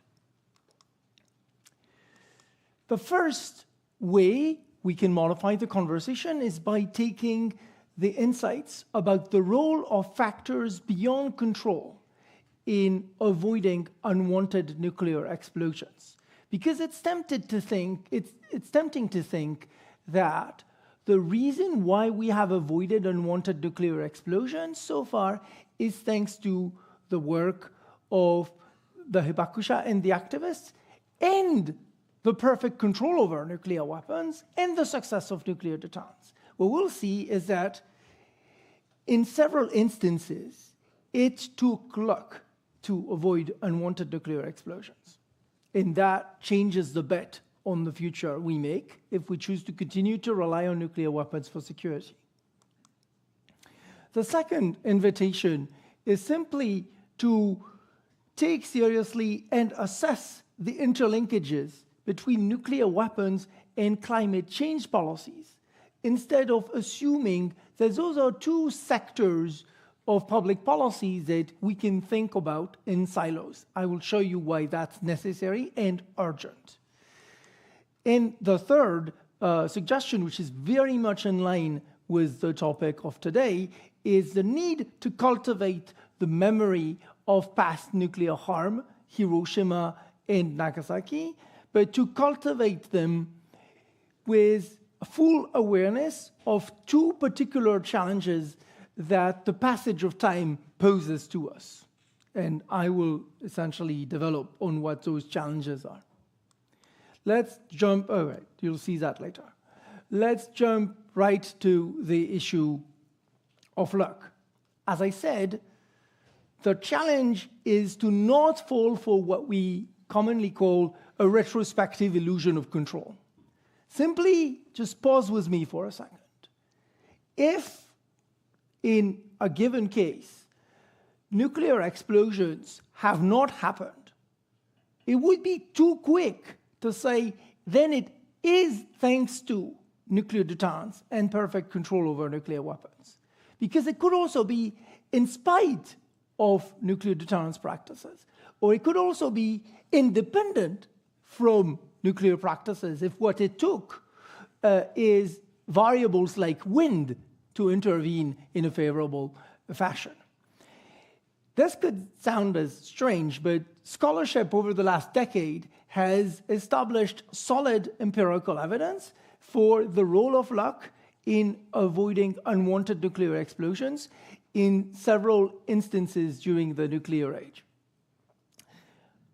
And I should say also that our understanding of luck might be incomplete because it depends on the availability of archives.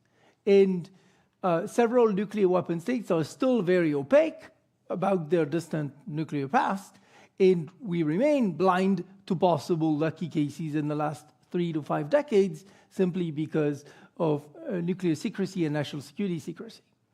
But the point I want to make to you today is not about those cases. If you're interested in them, there is a lot to read, and I'm happy to talk to you about that.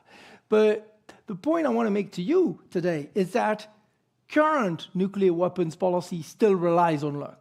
It's not just a matter for historians. We've alluded earlier to the fact that there are still some people proposing deliberate loss of control over nuclear weapons in the form of proposals to delegate to artificial intelligence or to automate the command and control of nuclear weapons. Hopefully, this is kind of resisted. But beyond that, if we were to believe that there is indeed perfect control and perfect safety, then we would need to be able to verify claims of progress in safety and control in all nuclear weapons arsenals. And we are far from that. And it turns out that scholarship has shown that institutions in charge of nuclear weapons have incentives to overstate their control over those weapons and have frequently done so in the past. Another reason why we're still betting on luck is that if those institutions in charge of nuclear weapons were to believe their communication campaigns about perfect control and perfect safety, this would lead to complacency on their part. And we've seen this in careless practices of some US ICBM launch officers in recent years. Finally, think about what we've heard since the beginning of the war in Ukraine by a series of strategists who just say, oh, don't worry, if an order to use nuclear weapons is given, someone in the chain of command will disobey, which is what I call fortuitous disobedience, right? It's the idea that people who are trained never to disobey will always disobey when we need them to, but never in any other circumstances. You see how this is reliance on luck.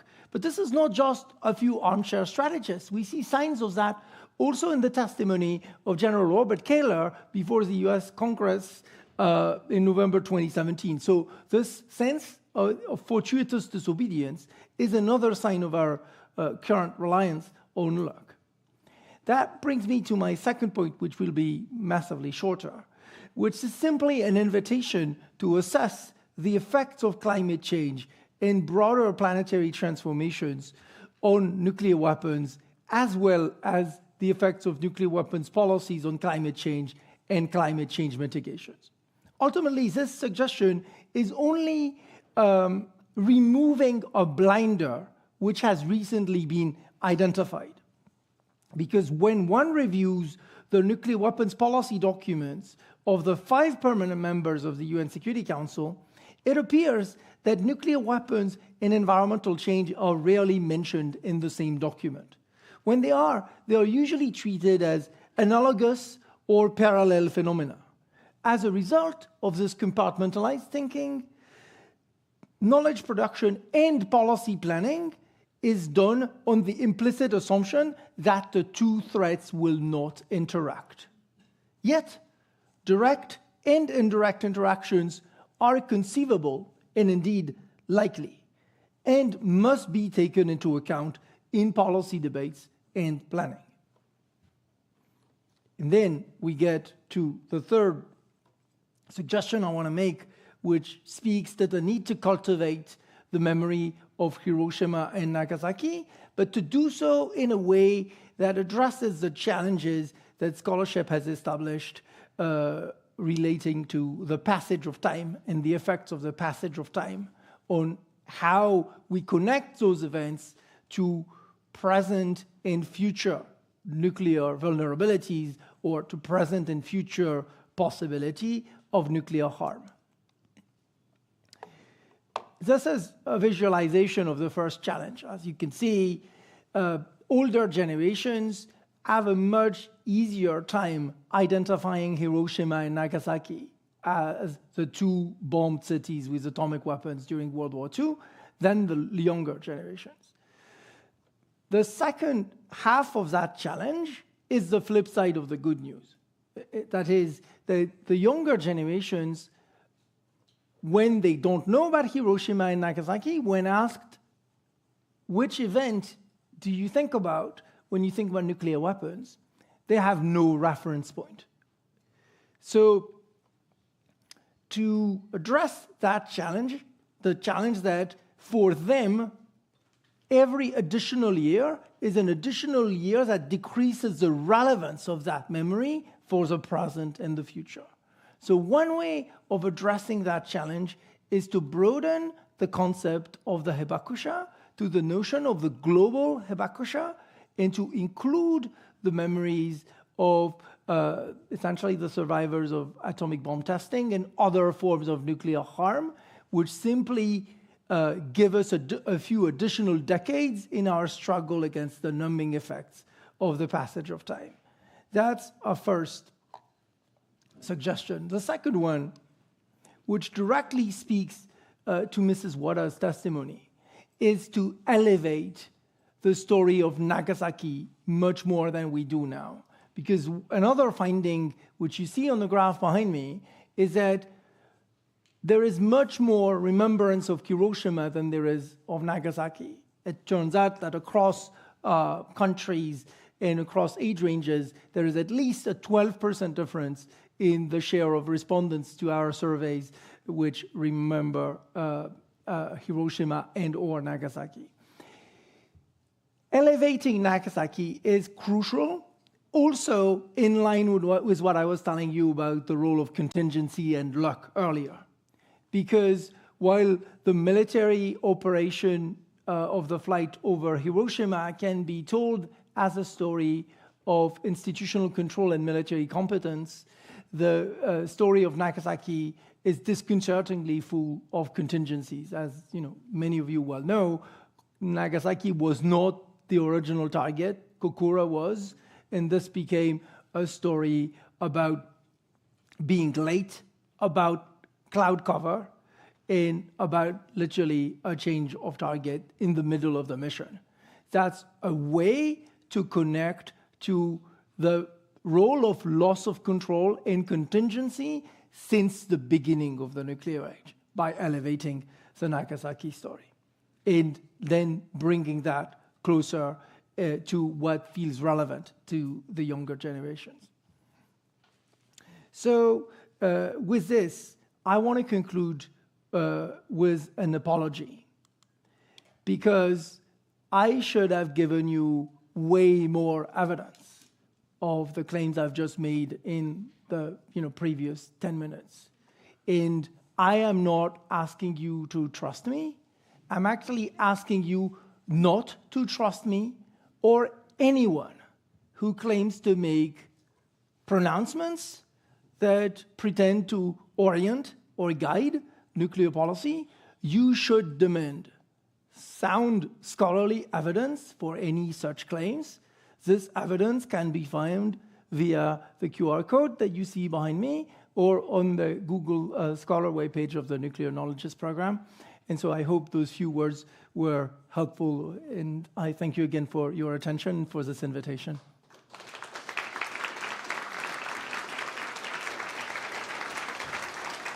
Thank you. Thank you so much, Benoit Peropidas, for pointing out just the things we're going to talk about for the rest of this conference, namely the need for education, for the sharing of testimonies, and also the combined efforts of the climate activists and anti-nuclear activists, because that's our next topic. In 1982, 1 million people gathered in Central Park in New York in the largest political demonstration in American history. They protested against nuclear weapons and for an end to the Cold War arms race. In September 2019, 6 million people across the world took part in the global climate protests inspired by Greta Thunberg's Fridays for Future campaign. Today, as the world is facing a new arms race and is continuing to see the frightening effects of climate change, these mass movements seem to lack from the streets. Why? And as climate change and nuclear weapons are lurking as two of the biggest threats to human beings right now, how could the two movements join forces and work together to create change? To reflect on these questions, we will be joined by the young Norwegian climate activist Penelope Lea. She actually turns 21 today. Happy birthday, Penelope, and thank you for spending your birthday here with us. She will sit down with two of our previous speakers, Masaku Wada from Nihon Hidankyo and Daniel Høgstad from ICANN. The conversation will be led by Robert K. Elder. He's the president and CEO of Outrider Foundation. Based in the US, Outrider supports multimedia storytelling about nuclear threats and climate change. Rob is also the author of 30-something books, and he previously served as chief digital officer at the Bulletin of the Bulletin of Atomic Scientists. So I know that our panelists are in very good hands. To all of you, please welcome to the stage.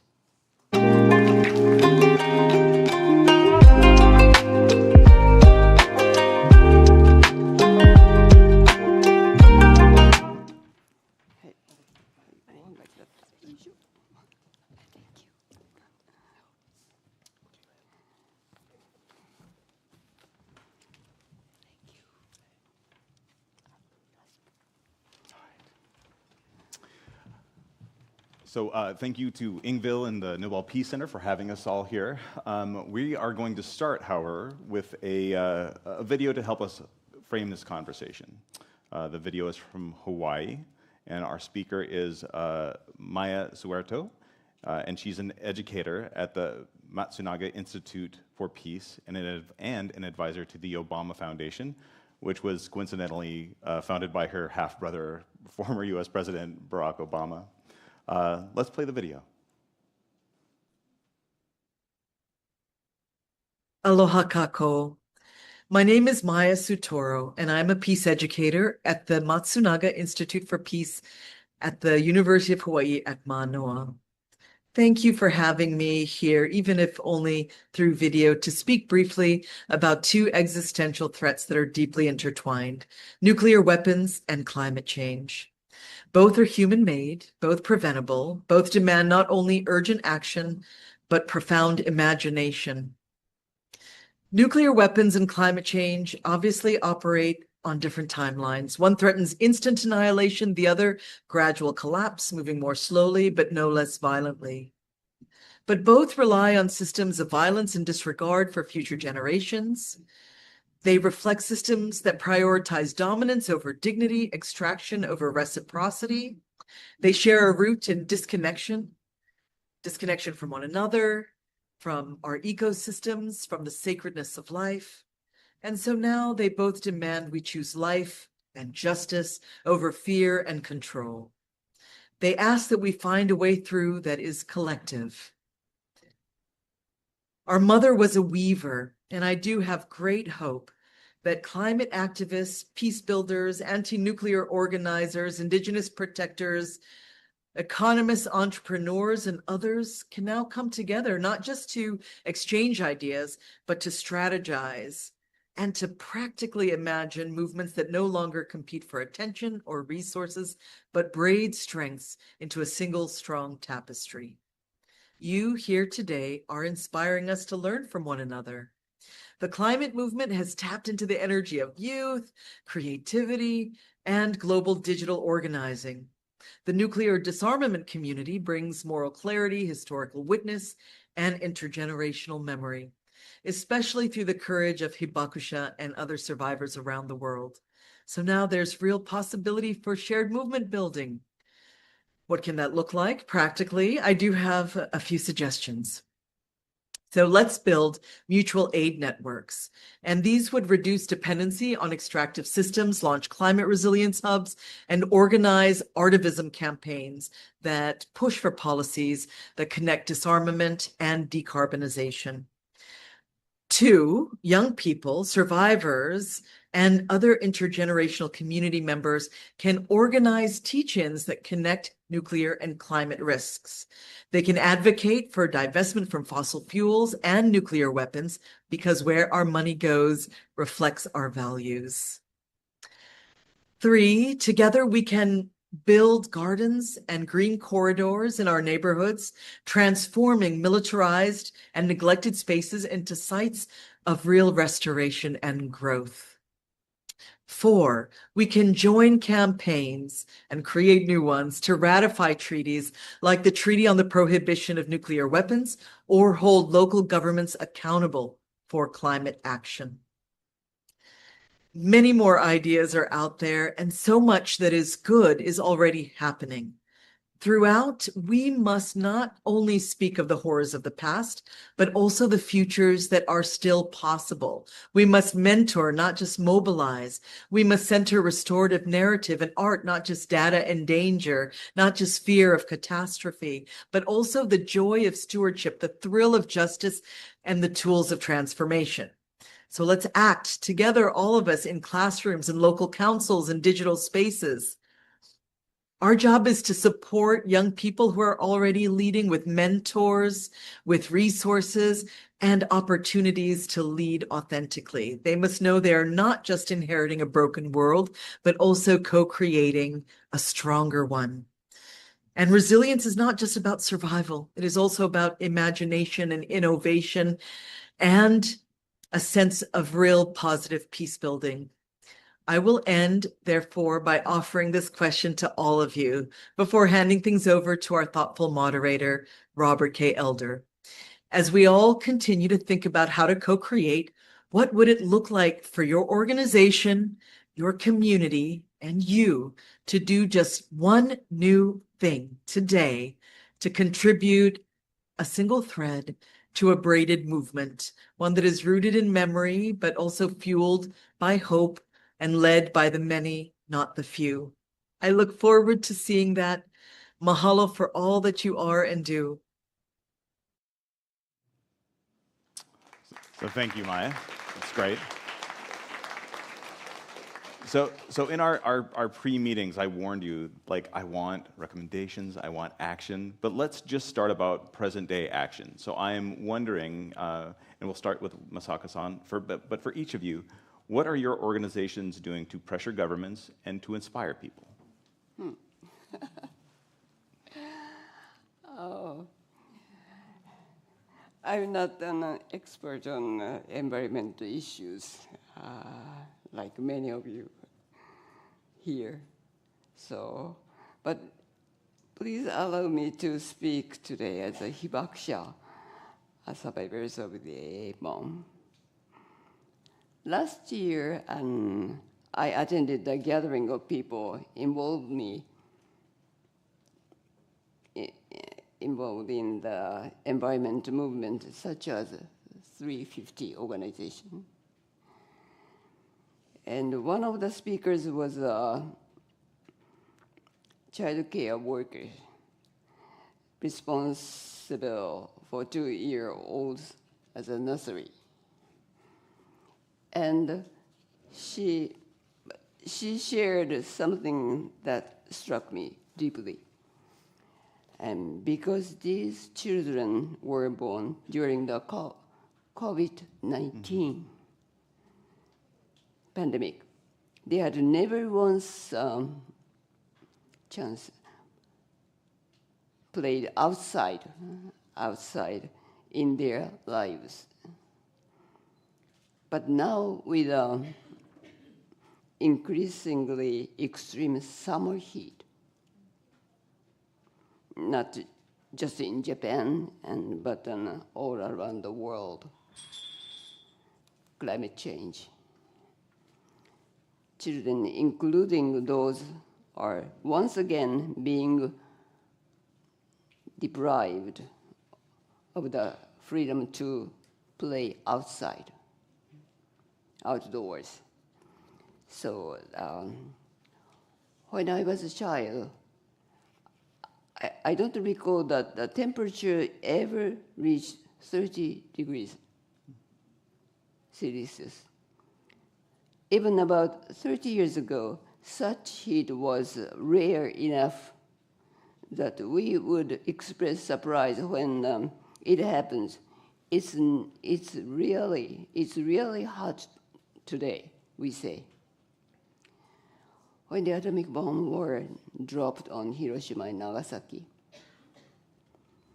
I cannot give you the exact figures on how those events affected global temperature afterwards.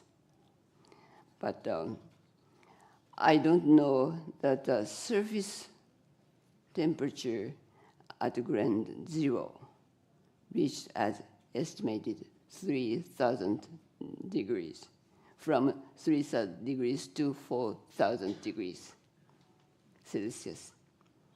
We humans must never allow ourselves to destroy the history and the civilization we had built with our own hands. That must never be permitted. We must not turn our Mother Earth and all the living beings upon it into an atomic field again, so that everything is connected. Mm-hmm. Everything connected. If we allow to use the third nuclear weapon, so everything will be destroyed. To say the truth, our organization is not working with the climate issue directly, but as a result of the use of the atomic bombing, we know what happened to the world on this earth would be affected seriously. So that's it. That's great. That's okay. Great. Thank you so much.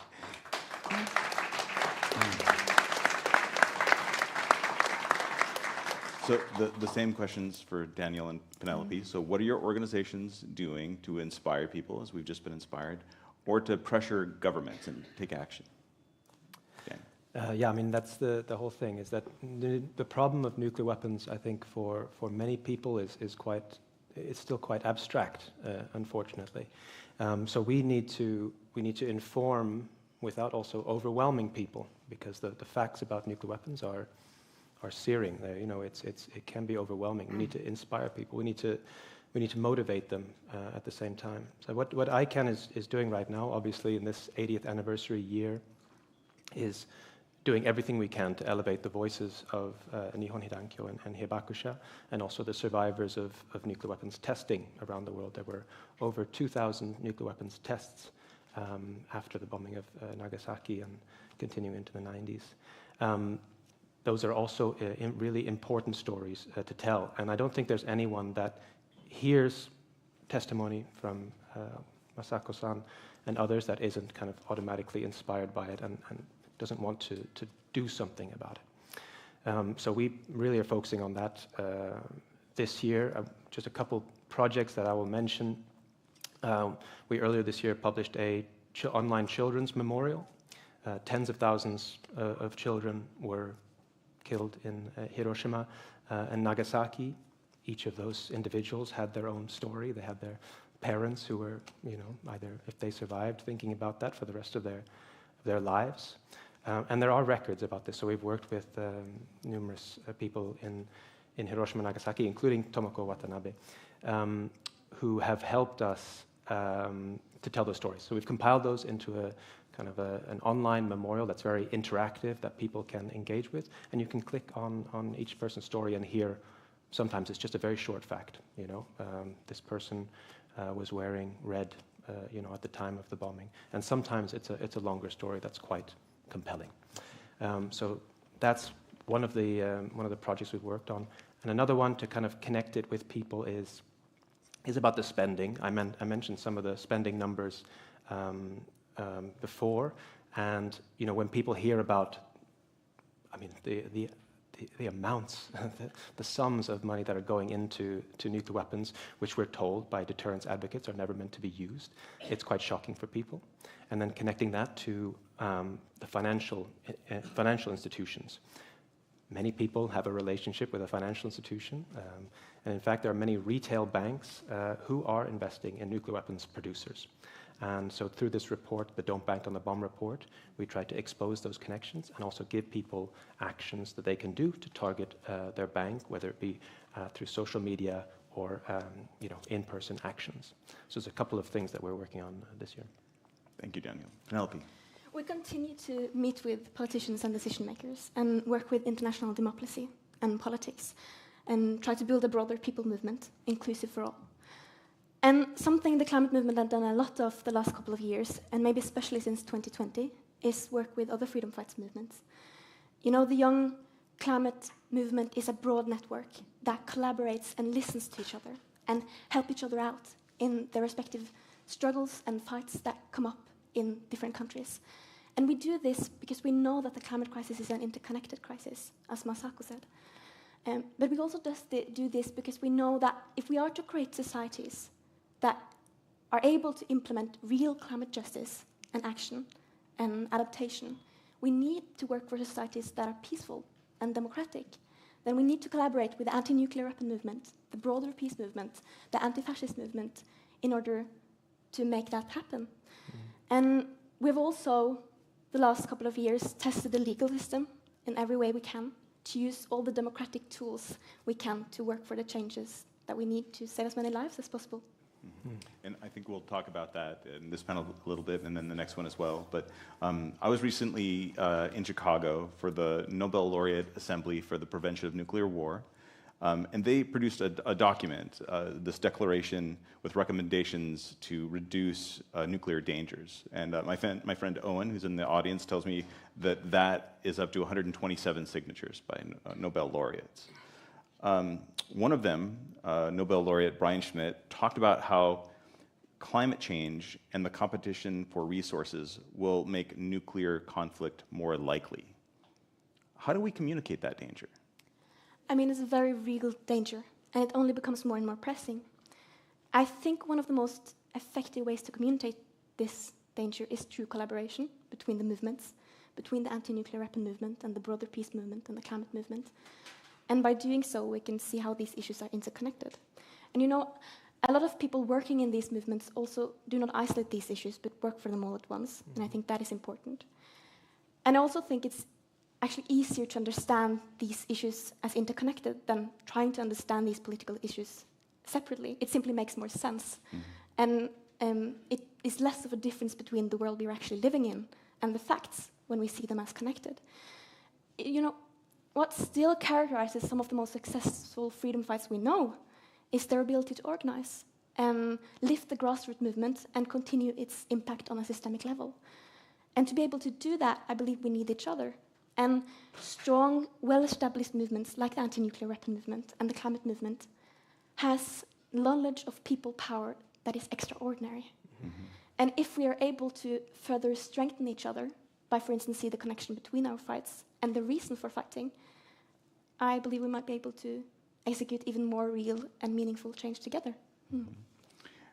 I want to talk tactics, and we can start with Daniel.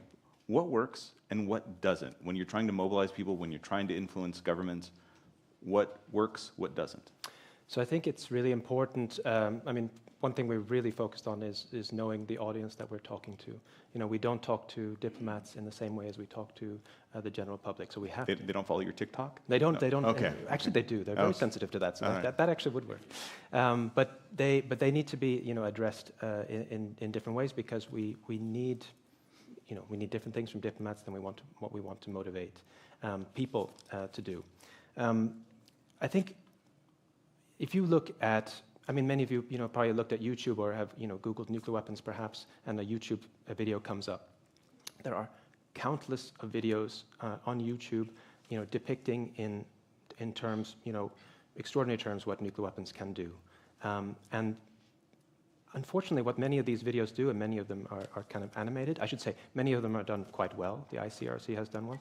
But the others, it becomes this kind of, spectacle, disaster spectacle, and people are just watching it to kind of satisfy some, urge to see something crazy and something wild, something unimaginable. Nuclear weapons are very imaginable, and there's lots of ways of communicating that in more real ways. And I think it comes to putting the human stories first. Like I said before, the people who recognize the human cost and who have experienced it are the most effective advocates, and there's the ones who actually don't just inspire clicks, but they inspire people to want to do something about it. So that's why we're so focused on promoting human stories. I just want to add one thing as well, is that you mentioned as well, a lot of the communities are working on both these issues at the same time because they've experienced the harms from both of these things. So a lot of the leaders in the climate movement, there's a plastics treaty going on right now in Geneva. The affected communities there from Pacific Islands who have also suffered from nuclear weapons testing as well. They managed to connect those issues very well, and it's a very powerful message from them. And I want you to expound, please, anybody on the panel, but Penelope, but what is the something? Do something. What are the tactics that work? What doesn't? I mean, one of the most beautiful things that are actually so many tactics that works when it comes to activism and working for human rights and for peace. I think we need to remember, though, that the conditions for activism is completely different in different regimes. Yeah. And I will point to 3 things today that, in my experience, work. First, you need to find a method of activism that gives power to the powerless, or kind of more accurately shows the power the seemingly powerless already have.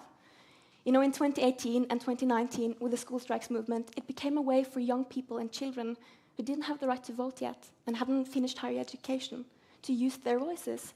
And by striking, we created a kind of union movement that became really important. Another thing is collaboration. Collaboration almost always works, and organizations almost always works. Organizations are really important in order to make more people feel included in the movement, which is critical. And collaboration between different organizations is also crucial in order to create a stronger movement and highlight different perspectives of the same cause. But organizations are also important to have people who can actually go in and mediate politically. I believe every movement needs people that are able to negotiate politically at the highest levels. And then 3, storytelling, and this has been touched upon before by Daniel. And for me, activism is about storytelling. And storytelling can be done in so many different ways. Actually, I believe it's best done if it's done in different ways. It's about seeing how the political is personal, and that what happens in society affects us all, and that what is decided politically has consequences for our lives. And I mean, the way Masako testifies for what happened the 6th of August 1945 and fights for a cause, it's so powerful, and it's a great example of how this can be done, I believe. And then, I mean, at one more point, and it's not something you can do alone, but it's nonetheless really important: funding. Because if we are to have more people working for human rights, against nuclear weapons, for peace, for climate justice, we need funding. It's almost as if you have anticipated my next question, which is, what are the obstacles between these 2 camps working together? I cannot think of any significant obstacles, not more than we can chew off, at least. Yeah. I mean, I would just say, you mentioned about the resources. That's a really vital thing for organizations. All of us working in civil society in some way or another need to support the work that we're doing. And I think certainly one challenge that we have encountered as we're thinking about working on this topic is, it's funding applications that kind of include both topics, because sometimes the funders aren't interested in those kinds of linkages, or are not interested in kind of experimenting in that kind of way. So that's a very clear obstacle to it. Another one is just the capacity. You mentioned that the challenges of working in activism today, we're all kind of flat out working extremely hard, you more than anyone. experimenting and trying new messaging, it's something that requires more time and more thinking. I mean, we definitely should do it. There's no reason not to, but that's certainly an obstacle. We had big nuclear weapons protests, again, the Freeze movement in the 80s in Central Park, a few years ago with climate change. But as Ingvild was sort of alluding to, we don't see people in the streets for this sort of thing. So my question is, how do we do that? Or is that an older tactic? Is there something that has replaced it? So give us some thoughts and guidance. I would say that, I mean, first of all, activism takes many different forms, right? And I think there are many, perhaps, additional forms of activism that people use today, including online activism that were not present in the past. But I think one of the problems, perhaps, that we encounter today on the nuclear weapons issue is the abstraction of the topic, right? It's, some governments, they don't even talk about nuclear weapons, they talk about their nuclear deterrent, There's an active campaign from these governments to disenfranchise people, to make them uninterested in the topic. And so that's kind of been a big obstacle for us. But definitely still relevant. People in the streets, still hugely important. We've been very inspired by the climate movement. Also today, the protests for Gaza and Ukraine, I just saw one yesterday, they're very influential. They're making a big difference. I mean, it's going too slow, of course, but people are noticing and people are wanting to get involved. So I definitely think it's still something that's vital and something that we want to get back towards in the nuclear disarmament movement. We want to be inspired by you. I mean, I totally agree. It's absolutely still highly relevant, public demonstrations. I do sense a deep feeling of fear and tiredness in a lot of people. And not necessarily people being tired of fighting in itself, but tired because they feel the consequences of the issues they're fighting for. The impacts of war, of living in undemocratic countries, of climate change. And as we have known for so many years, living with first-hand experience with these issues occupies almost everything in life. And this becomes the reality for more and more people. So I think moving forward, we need to remember that we need to understand as many life experiences as possible and situations, and understand that people have changed because of the circumstances they live in. And we need to meet people with the new experiences they hold. And if you have the possibility to fight for other people's freedoms and safety, do so, because that's the only way we can open up space and time for all of us to fight. Ultimately, other people's freedoms is your own freedom, and other people's safety is your own safety. And when it comes to, the climate movement, in 2018 and 2019, it was primarily led and driven by young people. And as I've said, they didn't have the right to vote yet and hadn't finished higher education. I started my activism when I was 8, and for the past 13 years, I've seen and worked with young people from all over the world. And what we achieved in 2019 was extraordinary. And yet we have seen very little extraordinary change happening from that on a systemic level, the changes we were fighting for. So when COVID-19 hit and we couldn't gather or organize in person anymore, a lot of people in the movement were exhausted, underfunded, and disillusioned. And I think we need to remember as we come together again, because it will happen, and it do happens, that we're talking to young people whose, for the most part, first experience with activism and participation in society is largely shaped by that period of time, and it left kind of a deep and dark mark on many of us. So again, we need to meet people where they currently are, and with the new experiences they now hold. And so what are the keys then to engaging that public? Is it to give them specific things to do? Daniel, you talked about approaching commercial banks. Yeah. Wasaka-san collecting the stories of hibakusha. What are the keys to engaging that public to get that result? Anyone? You need to give people something to do. I mean, one thing that ICANN is all about is trying to connect people at a local level to this treaty on the prohibition of nuclear weapons. It was negotiated in the UN. Most people don't think about the UN, every day or perhaps at all. They should. But we try to connect it as much as we can. So, I mean, the Don't Bank on the Bomb and the work we do to try to get people to engage their own financial institutions, the ones that they are customers for, is one avenue. Another one which has been very successful, thanks to our partners here in Norway, is the ICANN Cities Appeal. And we heard that the mayor of Oslo mentioned it the other day. This is an appeal to local governments to get them to vote on a motion to support the Treaty on the Prohibition of Nuclear Weapons. Very, very simple. Most cases, the cities and towns that have passed these motions, this was inspired by local individual activists. It wasn't some kind of big organizational push. It was individuals just asking, oh, they're a council person, can you put this forward? And what happened here in Norway, which was very exciting, was that this influenced local politics and the positions of the political parties in their local chapters, and that filtered up into the national party, and it actually helped to change the position of the Labour Party at that time to adopt a more progressive position on nuclear weapons. And that all started because of little towns and, well, some big cities as well, but some little towns as well voting to support this, and it was all started by individuals. Mm-hmm. And Penelope started talking about this, and I want to sort of wrap up this, but I live just outside Chicago, and in Chicago there is a very interesting local ordinance is put forth in 1986, and it's a $1,000 fine for anyone who, quote, designs, produces, deploys, launches, maintains, or stores nuclear weapons. Local ordinance. Amazing. Can we talk about using the legal system and just sort of the pillars of democracy to move these movements forward? How do we do that? I just need to add from like what tactics we can use and how to engage in the public, you know, and I think this goes through this question as well. It's about also taking other people's fears seriously, you know. When it comes to the climate crisis, we will have to see large changes in the way we live, whether we like it or not. And changes can be scary, but we need to show how we meet these changes and the problems of today together. Mm-hmm. Legal challenges. Legal challenges, I mean, I think that's very much a kind of a national specific thing in terms of what people can do.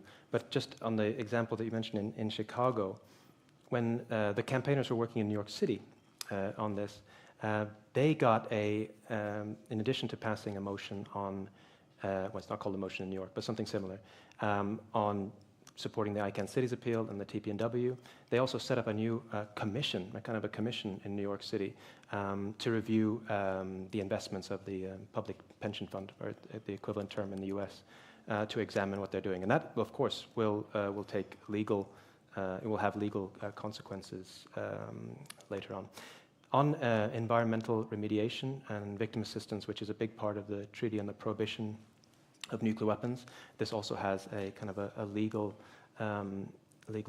aspect of it. I mean, people will be able to, hopefully in the future, when a kind of a fund is set up to support these actions, people will be able to challenge their governments to make sure that they support that. Mm-hmm. We only have a few minutes left, but I want to talk about sort of to braid the conversation together. What do the nuclear threats communities and the climate change communities, what do they have in common? Where can they find common ground, common action? I mean, I believe the reason for our fights is common. It's about peace and dignity and safety and human rights for all. I also believe that living life, fighting for human rights, the personal experience of doing that might be common. You know, the loss and the grief and the happiness and the love. And you know, as Masako said, the climate crisis is an interconnected crisis, and it amplifies all of the crises and conflicts. There is few things as harmful to people and planet as war. And you know, the military industry is responsible for 5.8% of the global greenhouse gas emissions, and that's just what's counted for. Countries aren't obliged to count their emissions from military industry, and this is numbers from 2023, and we all know what's happened since 2023, you know, and I do think we need to use as much resources and money as we do on war and on conflict and on weapons, on the knowledge of peace. We need to build entire centers and universities for preparing and understanding peace and the knowledge of collaborating between movements. Osaka-san? Okay, I'd like to say something about the nuclear. There are so many peace movement, peace workers in the organization in Japan, but they have been working separately. So we need to collaborate together. So last April, Japanese organization, what is the call of Japan campaign against Japan campaign to abolish nuclear weapons, and more than 40 organizations got together to establish the coalition, I suppose. Yeah. Okay, just anyway. so the peace boat and ICANN was including. Yeah. So the Tanaka-san is the co-chair of our organization. Is the one of the top, and I'm the vice president. So I forgot that. Yeah, I have been working for that. So many organizations got together to. Our first purpose is to our government to ratify the TPNW, but in that step, we have many steps year by year. So it's very difficult to just our government makes to to just attend the observer. Observer. Yeah. So we have been working with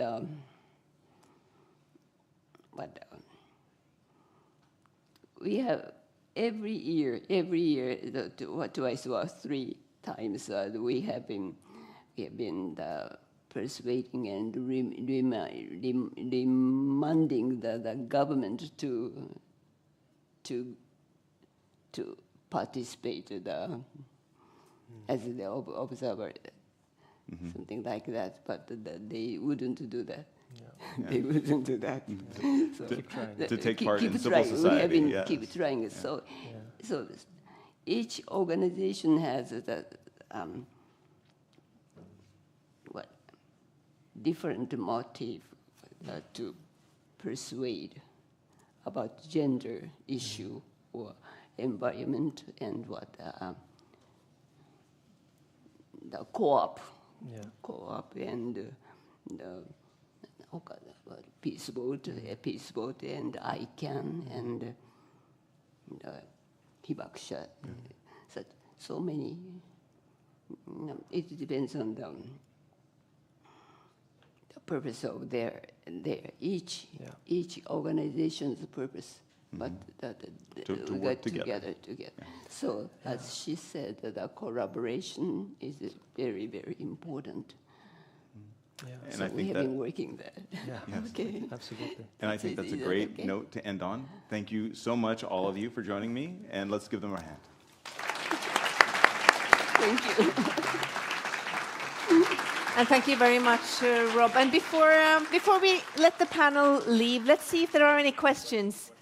Yes, we Sri, have do you have a great questions audience, for the panel? so yes, we definitely have questions for our audience, for our speakers. I wanted to first read a comment from Anhao Bui, who is a 19-year-old medical student and nutrition justice advocate. I'm sure many of us are hearing that term for the first time, from Vietnam.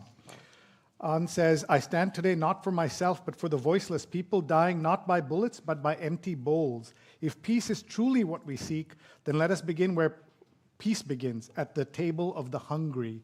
So connecting a lot of the things we were talking about. We have a question from Iam Steneth, who says, peace is more than the absence of war. So as we move beyond 2025, we sense a profound consciousness shift. Is this the right time to explore a new peace narrative, one that includes civic society? Is that possible? Do you think that we are at the cusp of something new that we can try? Who'd like to go first? Gosh, that is a very big and difficult question, but a very good one.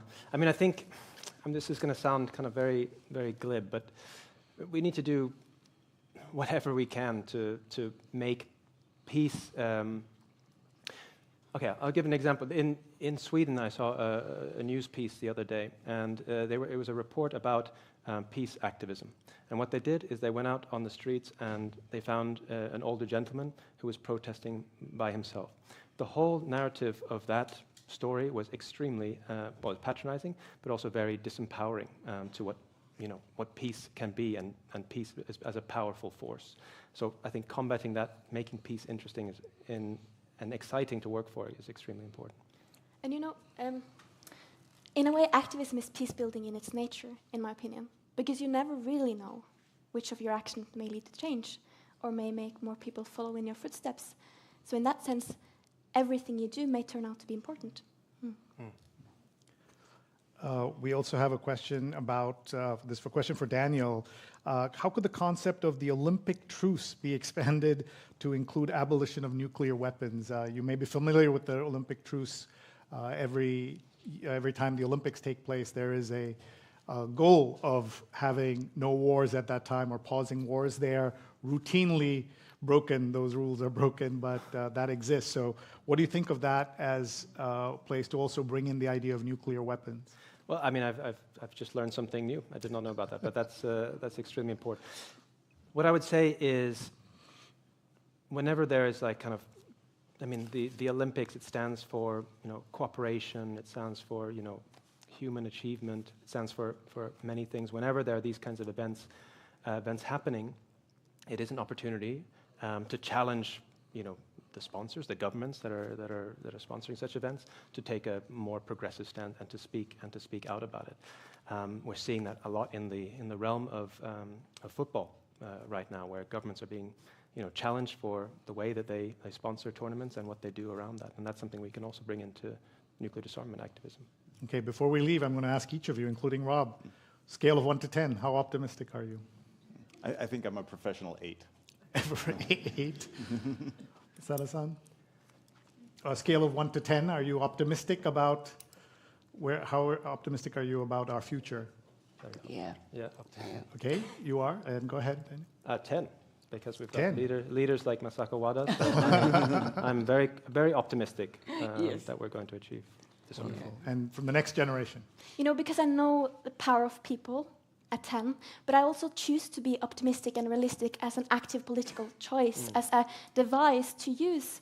So, because if we as people in a democracy or all over the world continue to have hope and be optimistic, it's more hard for people in power to let us down, I believe. It's another political tool to use actively. Amazing. Thank you very much. Thank you.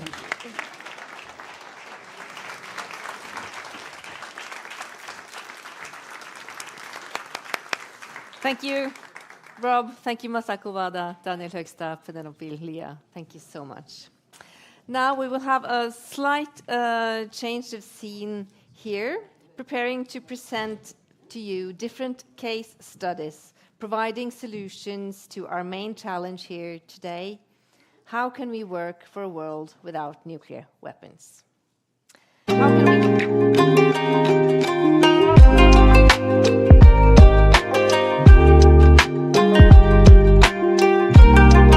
So in this session, we shall hear from 4 different speakers who will present 4 different cases on how to work on this cause. And after each speaker, our panel of experts will ask questions and comment. So I wanted to welcome now our panel. They are Raymond Johansen, the Secretary General of the Norwegian People's Aid, Miranda Åland from No to Nuclear Weapons Oslo, and the moderator from our last panel, Robert K. Elder, who is sitting on stage. So I ask the other 2 to join him. I think it's better if you use the 3 chairs over there.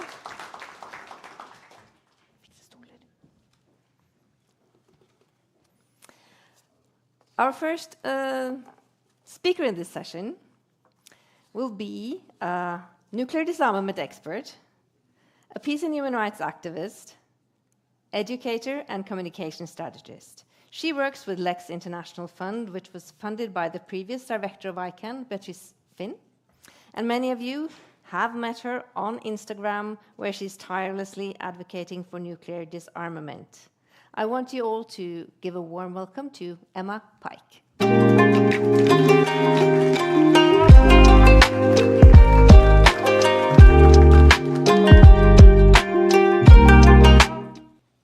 Thank you. Thank you so much, Ingvild. Thank you all so much for giving me this opportunity today to share a little bit about one particular tool that I think we all need to be using more in the fight for a world without nuclear weapons. And you may be as shocked as I was to learn that today, actually, more and more people, especially young people, but adults of all ages, turn to social media not only for entertainment, but actually as a source of news. And among Gen Z, nearly half report using social media actually as their primary news source, and almost as many report using it as their preferred search engine. So preferring it to Google. When they have a question, they search things there. And so social media isn't just a distraction anymore. It's really where people go to search for information and to form beliefs, and it's where they meet the world. And so if we want to build a world without nuclear weapons, which I'm very confident that all of us in this room are determined that we will, then we really need to meet people where they are, and that includes on social media. So when I personally first started using the very popular video platform TikTok, as well as Instagram, and posting videos about nuclear disarmament, I was completely unprepared for the onslaughts of pushback that I would receive and just how ferocious they would be. It really caught me off guard, but every single day, perhaps predictably for those in this room, I would hear the same things. So nuclear weapons are necessary. They're the only reason that we haven't had a World War III, or nuclear weapons reliably deter conflict. Nuclear weapons are so terrible that they will never be used again. Nobody would ever let that happen. Or sometimes it would simply be, abolition sounds great, but that is a naive dream. And all of that did a U-turn, actually, when I shared a video of a woman named Toshiko Tanaka. And 80 years ago today, at just 6 years old, Mrs. Tanaka survived the atomic bombing of Hiroshima. And in this video that I shared of her with immense courage and dignity, she shared what happened to her, what she felt, what she saw, what she smelled, and what she heard, and what happened to those around her. And immediately, this one particular video went viral, and it was viewed millions and millions of times, and suddenly, for the first time, all of those voices, those very, very loud voices that were defending nuclear weapons, fell silent. I saw almost none. And instead, people were expressing their deep emotion, but also their outrage. And so many people were asking, why have I never seen this before? Why have we never seen or heard this before? And many were also asking, what can I do? I want to do something. And so that moment taught me two very important things. The first is that nuclear weapons can really only be justified in the abstract, but in the face of the reality of what they do to human bodies, to human psyche, to the environment, to life itself, in the face of that reality, they truly are indefensible. And then abolition actually becomes the only logical conclusion. And the second thing that really taught me is that people are not actually disengaged. It's not really so much that they don't care about disarmament. It's more that people have never been invited into the conversation in a way that feels accessible and human and relevant. And they've never also been shown pathways to a world without nuclear weapons. And so while those myths are very deeply embedded in the public imagination, I realized, I suppose, that most people just haven't been sort of invited into that conversation, which is why talking about this in sort of new ways is so important, because on my social media, I don't just share testimony. I try to debunk myths, and sort of explain policy or current events in plain language, and connect nuclear disarmament, very relevantly to the previous panel, to broader issues like climate justice and colonialism and militarism.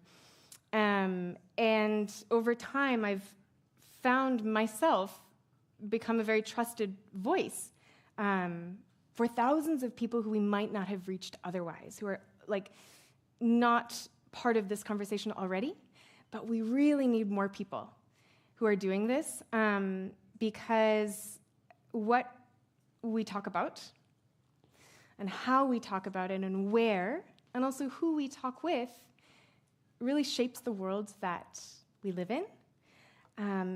Because I've really learned that our words shape our belief. And belief really shapes what people can imagine, what they can resist, what they can accept, and ultimately what they can act on. So I just want to end by reminding us that disarmament is, and nuclear abolition really, is not a technical problem. It's really a thoroughly human problem, and it's a challenge of political will, which means that necessarily it has a human solution. And so to bring that solution to being, we need to give everybody the chance to have a voice. So thank you. I'll leave it there. Thank you very much. Just stay. Please stay. So thank you so much, Emma, for sharing that and for sharing your experience on talking about these issues. So I want to hand it over to the panel now to comment on what they've heard. Miranda, do you want to go first? You're an activist too. Hello, everyone. It's really an honor to be here. Thank you so much. And thank you, Emma, for this very uplifting and encouraging perspective of real hope.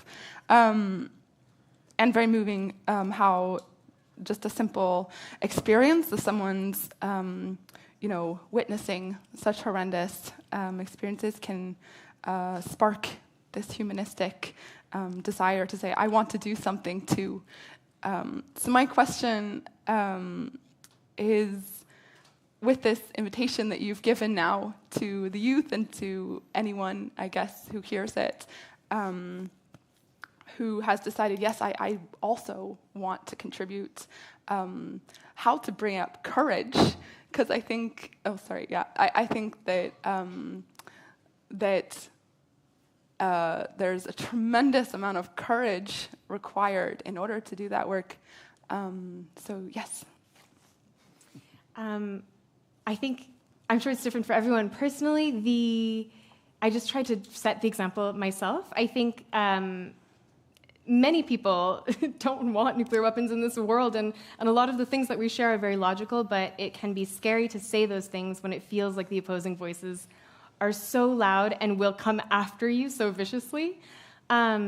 So any of us who already do this work, if we can publicly be that voice, of course, only for those who are comfortable, but in my case, that's something I was comfortable with, and so I feel that the more that I say things, from the safety of my role as somebody who works in this field, that gives me a sort of a level of safety to say these things, and then it makes it easier and easier for other folks to repeat them. So I think by having courage ourselves is the only way. Yeah. Thank you. I'd like to hear from Raymond Johansson, because you've used to be a politician before. For those who don't live in Norway, don't know your past, and now you work in an NGO. So you also have learned to talk in different ways, I guess. Yeah, it's elections going on. I'm not running for election, so it's nice days. But still, I think we have some of the same challenges that we are facing, and that's to really reach new audience, different goal groups, as we said. So. Different ages. So I want for free some very 3 advices for how to reach new groups, different groups into the anti-nuclear advocacy, which is highly needed in these days. Let me think. What advice would I give myself? I think one thing that is so effective is a lot of times the language that we use to talk about these topics is overcomplicated. And I think that sometimes, people sort of stay in that higher language, perhaps in an effort to show legitimacy or expertise. And it is so effective to speak in these things in the way that you would talk to your friends about them. It doesn't make it any less legitimate. And in fact, I really genuinely think that the language we use is one of the biggest barriers sometimes. And so to speak about these things in plain language, and then also one thing I've learned over the years is to try and show my own challenges. There are times when I hold maybe conflicting beliefs within myself, or when there's something in my work or some concept in having to do with nuclear disarmament that I haven't figured out how to communicate directly yet, and being very honest about sharing those challenges as well is something I have found is very useful, because it gives people permission to realize that it's normal to face those challenges, and that perhaps we in this room or on this stage are not the ones that have all the answers all the time, and that's not a prerequisite for doing something about it. Thank you. I suppose that was only two, but I'll think of a third, and I'll share with you later. So, Rob, Outrider is also about sharing stories and maybe finding a new language to reach new audience. Do you want to just comment on that to end up? Yeah, well, and my very brief question is, with so many people turning to social media, a lot of social media news influencers are paid to play. They literally want to be paid to cover a topic. So just for viewers, who do you know how to trust? How do you navigate that? Yeah, I think actually Benoit mentioned earlier today that we should all, I think, take up the responsibility to make sure that we don't just trust things blindly. And one of the biggest challenges that I face with social media these days is that it is not an environment that encourages deep thinking, that encourages critical thinking, or the responsibility to sort of do that research on one's own behalf.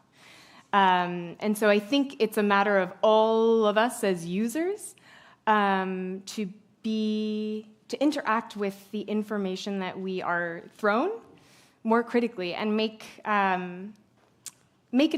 wise decision for ourselves who to trust. I don't hope or expect anyone to just trust me off the bat, which is why I work hard to share the reasons why the things that I'm sharing are legitimate. But I think that it's all of our responsibility to engage more critically with the world around us, and also become more comfortable to be in gray spaces rather than just a pure black and white. Yeah. Thank you so much, Emma Pike.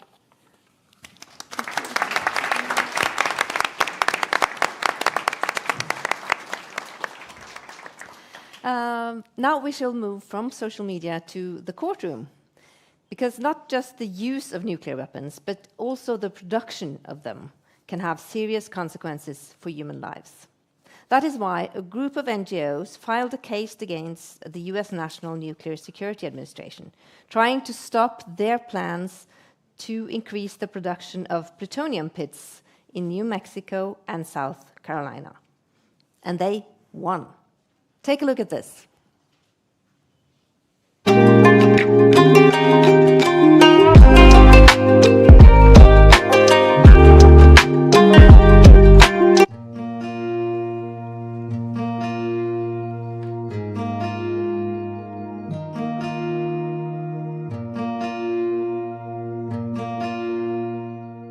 The Los Alamos National Laboratory, also known as LANL, is where nuclear weapons production first began.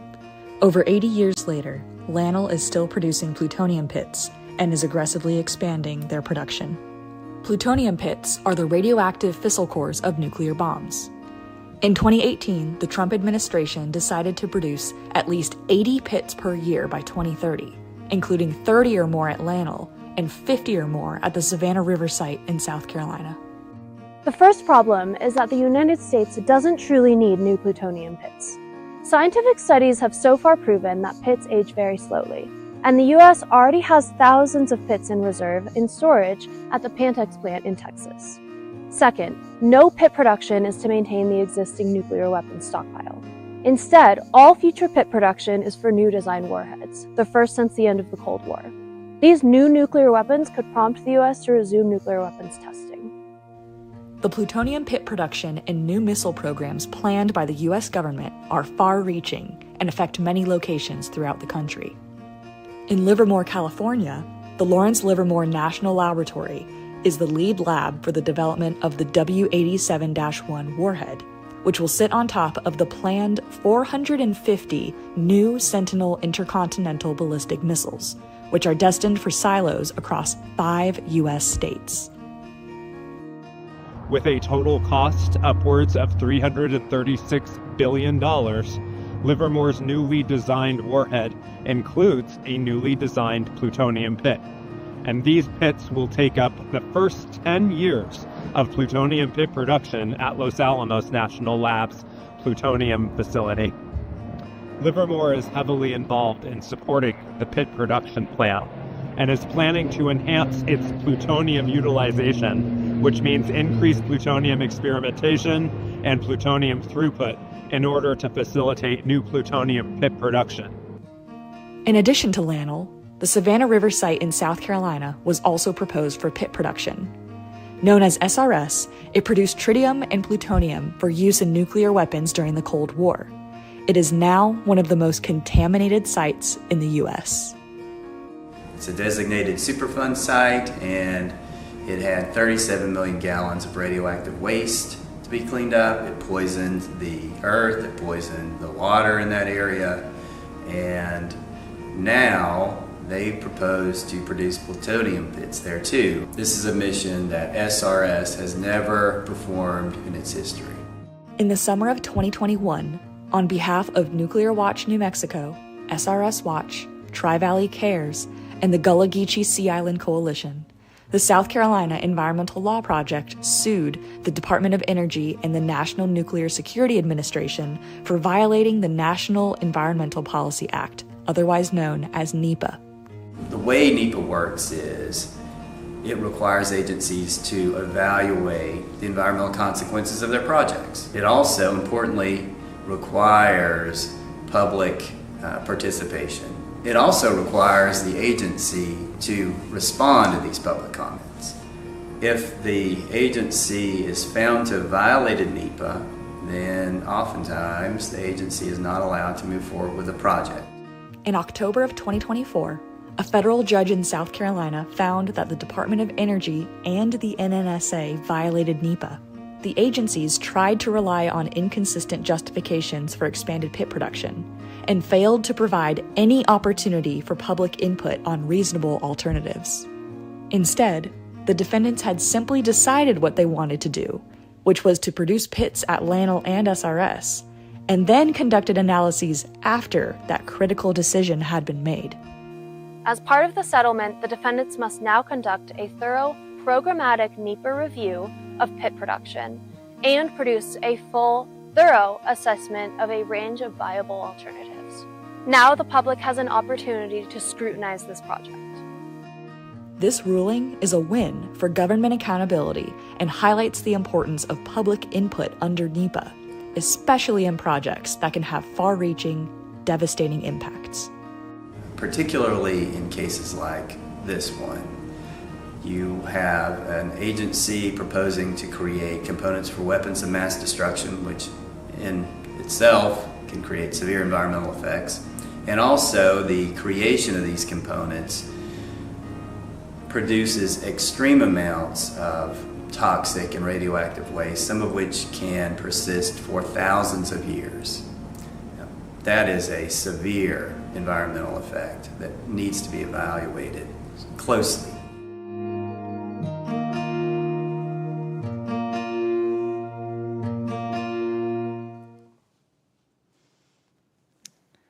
So, thank you to the South Carolina Environmental Law Project, Gullah Geechee Sea Island Coalition, the Nuclear Watch New Mexico, Savannah River Site Watch, and Tri-Valley Cares.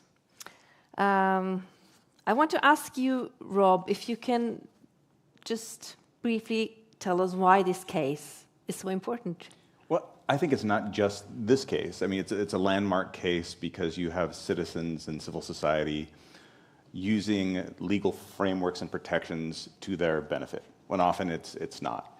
But, you know, and I take this sort of very personally. There's a famous case that just happened. I'm from Montana, which is a western state in the US, and the case Held versus the state of Montana. Young climate activists sued successfully because the state was sort of prioritizing fossil fuels. And it's part of the Montana Constitution that there has to be a clean place to live. So it's a way for this generation to look out for future generations. We've had cases like that in Norway too. Raymond Johansen, do you think this is this a new way of activism? It's definitely a part of activism, although it's not new. We know it from the history in Norway also, that lawsuits can be preferable. And I really comment on the courage that these activists are showing. It's remarkable. And really it's against very powerful interests. And of course, lawsuits, it's not a silver bullet, but it will enforce transparency and public debate, which is often a prerequisite to achieve some goals. So I think this can be really a very important tool, but not alone. It's many other tools, but lawsuit, it's definitely can be very effective, although it's troublesome and you require often a lot of resources, often money as well. So, but it's also important, and here is, we need successful stories these days, and this is a success story. And also referring to the previous panel, this might be an arena where climate activists and anti-nuclear activists could sort of meet on common ground. Miranda? Yes, I really appreciated how this lawsuit, and especially this video, presents this idea that we've heard over and over again the last 3 hours, that nuclear weapons are not security. They are actually the biggest threat to our national security and global security, but then, yes, also a tremendous threat to environmental safety. And I think the power of lawsuits like these, and what we've seen elsewhere, you mentioned Montana and in Norway, is also in the spreading of information and education, and the ability to give that as a nonviolent weapon to common people, to go out with that information to make change. Yeah. Great, thanks. We have a speaker now joining us live from Princeton. His name is Zia Mian. He is an award-winning physicist and a co-director of Princeton University's program on science and global security. He helped fund and co-chairs the scientific advisory group of the UN Treaty on the Prohibition of Nuclear Weapons, and he previously served on the UN Secretary General's Advisory Board on disarmament matters. He's also a co-founder and leader of the Physicists Coalition for Nuclear Threat Reduction. He has been a leading force pushing for the establishment of a UN scientific panel on the effects of a nuclear war, the equivalent of the climate panel for nuclear war. He's joining us live from Princeton. Good morning. It's morning where you are, Zia. Thank you for being with us. Thank you for allowing me to participate in today's event. We are very eager to hear your thoughts on why we need a UN scientific panel on the humanitarian consequences of nuclear war. Please, the floor is yours. Thank you so much. We are all marking the 80th anniversary of the nuclear weapons age and commemorating many of the events and the suffering that nuclear weapons brought into the world, beginning with World War II. But one of the things that is missing from the commemorations is that along with the first building of a nuclear weapon, the first testing of a nuclear weapon, which harmed people, both the scientists who built the weapons, as well as the people of New Mexico and nearby areas affected by fallout from the nuclear test that the United States did, and then the atomic bombings of Hiroshima and Nagasaki. It's also the 80th anniversary of an effort by scientists to warn governments of the dangers of the nuclear age. In June of 1945, before the very first weapon had actually been assembled, before the first test, there was a report, a secret report written by a group of scientists in the American Manhattan Project who were helping to build the bomb to the government, warning of what nuclear weapons would mean for the future. And this statement could have been written by any of us today. It said that nuclear weapons are an indiscriminate method for wholesale destruction of civilian life, that these weapons will be a grave danger for the future of all nations. They warned of a nuclear arms race. They warned of the dangers that peacetime civilian nuclear energy might be turned to military uses, in other words, what we call proliferation. And it said the only hope is an agreement for an effective international control that will end the risk of nuclear war, in other words, nuclear disarmament. And ever since, scientists have been struggling to help governments and publics understand the danger of nuclear weapons. And the United Nations has had studies done about the effects of nuclear war to create a shared common sense of the international community about what nuclear war would mean. These studies took place in the 1960s, in the 1970s, and the 1980s. And the 1980s was the last UN study of the effects of nuclear war. And in that study, they said explicitly, we need more work, a cooperative international scientific effort to refine the understanding of what nuclear weapons mean, to explore new possibilities of how we can understand the consequences of nuclear war. But with the end of the Cold War, that impulse to understand more about what nuclear war meant went away. And beginning in 2014, the Princeton Program on Science and Global Security started an effort to convince both the US government and the United Nations that it was time for new studies of the effects of nuclear war that would speak to the issues of the 21st century. Because the world now is very different from where it was when those studies were done in the 1980s. The global stockpile of nuclear weapons and some nuclear arsenals are a fraction of what they were in the late 1980s. There are more nuclear armed states, but in total fewer nuclear weapons. But more places and more ways in which nuclear war can begin. Some nuclear arsenals are increasing, but all are being modernized. The global human population today is 50% larger than it was in the 1980s. And the world is far more independent through trade and the movement of people. And we all understand about how economic crises have tied us all together, as has COVID and climate change and mass migration. So humanity and nature and our understanding of the world is much different from what it was in the 1980s. And we are much closer to planetary boundaries where our civilization and our environment are pushing at the edges of sustainability, even without nuclear war. And nuclear war may tip the whole planet, people and nature into new levels of interaction that we cannot even begin to imagine. So it's clear to many scientists that we need this kind of study. So in 2020, the US Congress agreed to launch a new national study of the effects of nuclear war.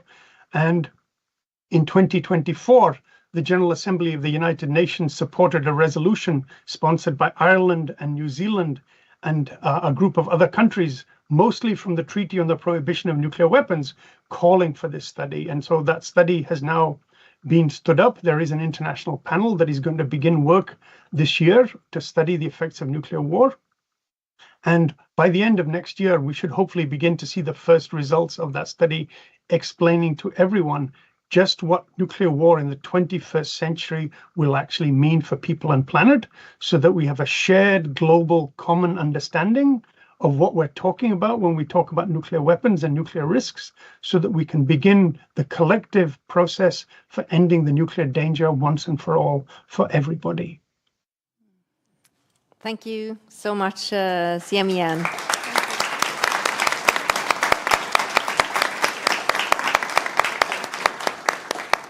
I want to hear from you, Raymond Johansen. The Norwegian People's Aid have also been pushing for this study.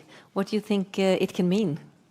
First, I'm happy to see an American scientist in Princeton these days, and I see books behind him in these days talking about such an important issue and delicate issue. So thank you very much, and it's extremely important, this UN panel, to talk about all the consequences. And NPA, we have pushed hard for this. I think it's important to show all the consequences. And no, I'm also happy to see learn that Norway, it's also one of the supporters, and has been pushed by some other parties also in the parliament. And that's important because it was a number of UN countries that voted against establishment of this UN panel. So I'm happy for this support, and I hope that definitely this paved the way also for other politicians to be brave in these crucial issues these days. And no, we need it on the top of the political agenda these days, after what we learned also about rhetoric coming out from Moscow, and to some extent also from Washington lately. So it's important to talk about the consequences, and this is important. So thank you very much. And thank you for pushing that through, Siamian. I want to hand it over to you, Miranda. What are your hopes for the panel, and what it can mean in the future? Yes. I'm the not expert on the expert of panels. And so to hear from truly an expert and leader for coalition of scientists to work for this is so encouraging. I'm so thankful. Thank you. And on a related but a slightly different note, it is my belief that that nuclear weapons are, in fact, one could say, a symptom of a way of looking at the world that says it is okay to annihilate another being for one's own aim. And I believe that the consequences, therefore, of nuclear disarmament can also send ripple effects towards the strengthening of a society that is, in fact, based on respect for the dignity of life. And in that way, every effort to strengthen the understanding of the effects of nuclear weapons contributes to a more peaceful world, not just without nuclear weapons, but on all fronts of society. And yes, in that I see a connection between the experts that I have the honor to be around at this moment and at this conference, but also with all aspects of actually, in fact, being human. So, yes, let's continue, everyone. Yeah, thank you for that. I want to leave it to you, Rob, to conclude this session. Well, I have a question for Zia, and that is, in the U.S., President Donald Trump has talked about denuclearization, and he said there's no reason for us to be building brand new nuclear weapons. We already have so many. But he's also been critical of the UN. So my question to Zia is, then how do you make the U.S. pay attention to this report from the UN?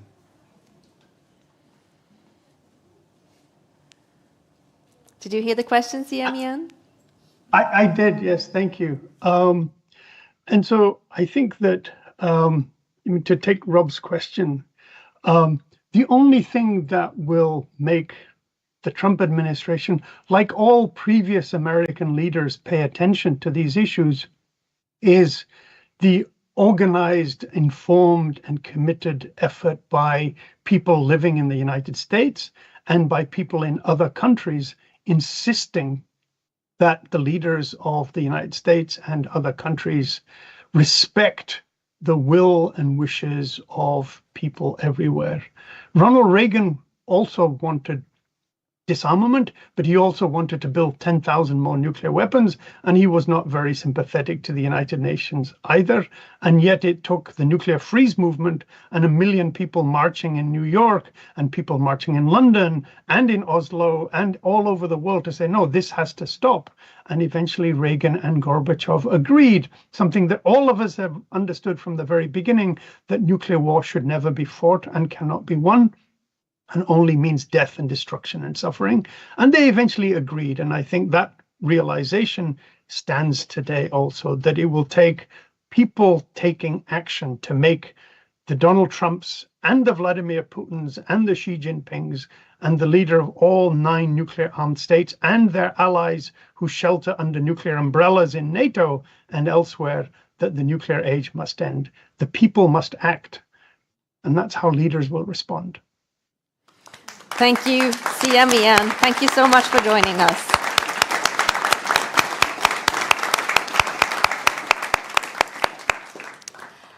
And I want to thank our lovely panel, Raymond Johansen, Miranda Aaland, Rob Elder. Thank you so much. Thank you. Thank you.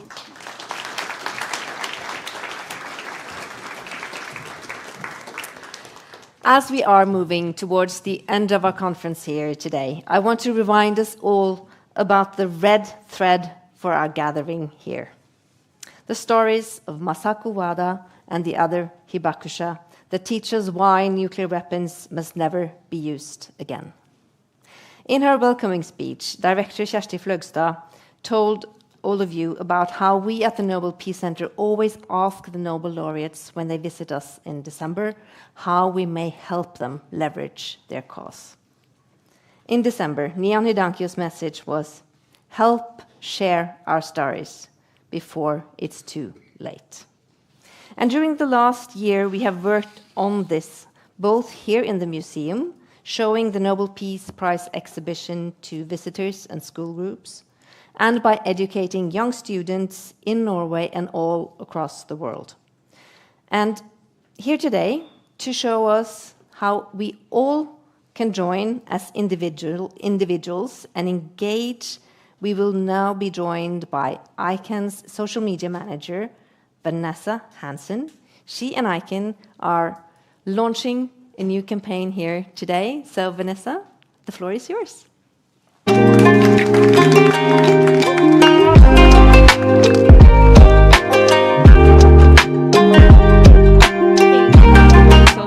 For having me. A few technical glitches with my mic.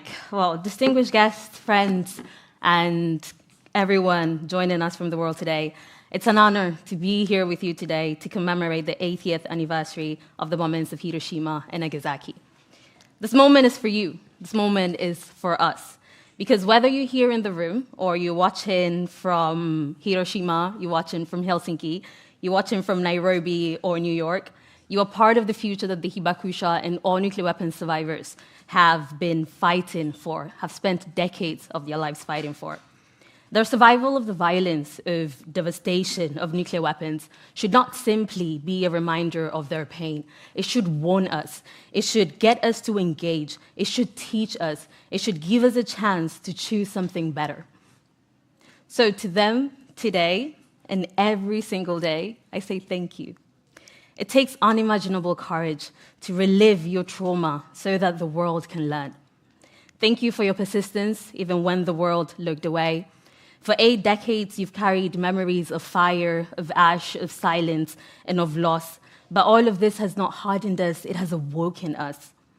The survivors of nuclear weapons and those still living under nuclear violence, from the DRC to the Marshall Islands, from Gaza to Ukraine, from Kazakhstan to New Mexico, have spent their lives calling for the world to hear them.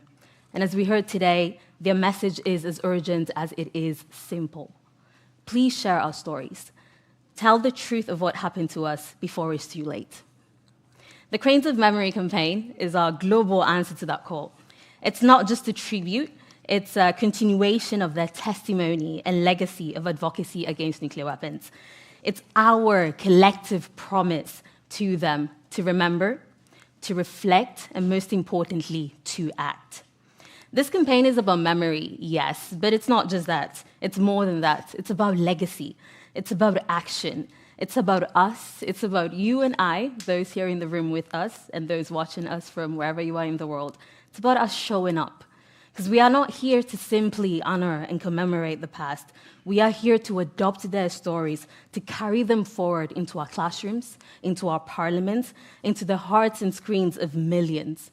We are here to demand relentlessly, and I'm going to emphasize unapologetically, a world free from the threat of nuclear weapons. And we will not do so with blind hope. I loved today what I heard about having stubborn optimism. Like the Hibakusha from Nihon Hidankyo, we believe a better world is not naive, it is necessary. And peace is not just a fantasy. It's a decision we make again and again. It's a commitment that we make again and again. And though the road ahead may be long, we walk in their footsteps. We walk in the work that they have already done. They have shown us that survival is not surrender and that hope is not passive, but rather hope is action. So wherever you are, whoever you are, adopt a story, fold a crane, and share with the world a message of remembrance, of resistance, and resolve. Let your crane carry a story, a wish of peace and memory. Let it be your way of promising the survivors of nuclear weapons, I will hold on to your memory and I will carry forward your legacy. For 80 years, survivors of nuclear weapons around the world have shared their truth. And now it's on us, it's on you and I here in this room and joining from home to take action, to not stand still, to not stay silent. We need to make sure, and again I emphasize, we need to make sure that their memories fly and join in acting against nuclear disarmament. Because we must not stop until every single nuclear weapon missile is eliminated from our Earth. Thank you.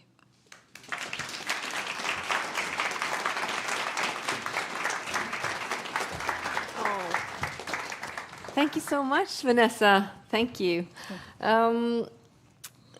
Without the knowledge about what happened on the ground in Hiroshima and Nagasaki, neither we or the people in power can take the right decisions for the future. So thank you for doing this and for informing people. This campaign is also included in our educational tool, which is online and available all across the world. And for those of you who are here in Oslo, you will have noticed that you have a little paper crane sitting on your chair together with the QR code. So now it's time to pick it up and Absolutely. do what? Absolutely. Vanessa, so show us. If you get your postcard, you have a little postcard, there's a QR code on the postcard. If you scan that QR code, it will take you to a selfie frame, because in a few minutes, after we get the people at home to also join us, we will be doing a little selfie moment and literally start flying our cranes of memory around the world. Well, for those of you who are watching at home and don't have a crane, Vanessa has a way for you to participate as well. Absolutely, I always do it. And that is, just still join this moment, share your memory with us, and share it as a commitment to advance nuclear disarmament, as a commitment to adopt a story, to amplify the stories of everyone who has survived nuclear weapons, of the Hibakusha Nihon Hidankyo, and most importantly, to take action for nuclear disarmament. Excellent. The hashtag is Cranes of Memory. Absolutely, yes. And the website is also Cranes of Memory, as simple as that. Yeah. Should we So right invite now, people to stand up? Absolutely. So if everyone has logged onto their QR codes, we're ready. I think we'll try here on stage as well to take a picture. And so 3, 2, 1, those at home as well, Ready, smile, cheese. Great. Great. We have a couple of different sizes. So They are. Got lots of different sizes of cranes for them. And those of you who are in Oslo or who are watching from Oslo, I want to remind you all that we have a festival going on outside with a lot of different ways to activate around the issue of nuclear disarmament. And you can even learn how to fold these lovely cranes. So make your way down to the City Hall Square. And those of you who are here are, of course, welcome to join outside after we finish here. You can also print a memory of a hibakusha on a tote bag or a T-shirt that you bring with you so that you can carry their memory out into the world. Isn't that a nice thing? It is, and that's exactly what we want. As we heard today, the request from the hibakusha and the survivors of nuclear weapons is really simple. Share our stories, amplify our stories, and we've seen what putting at the forefront the human and lived experiences does. So do go outside and join the festival, and also join the Cranes of Memory online. Share your cranes. Do tag ICANN. I'll be sharing and amplifying everything. Thank you, Vanessa. Thank you so much. Thank you, ICANN.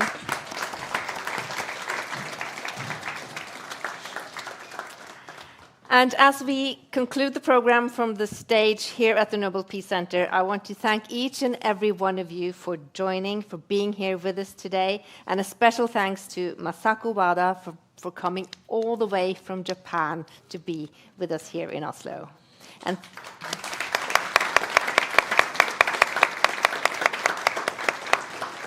a big thank you also to our other Nobel Peace Prize laureates and all our eminent speakers. And thank you, Sri, for making the digital audience feel at home and together with us. Yes, they felt very connected to all of you, and they loved the speakers. They really enjoyed and learned a lot today. So we're very grateful for everyone who watched online.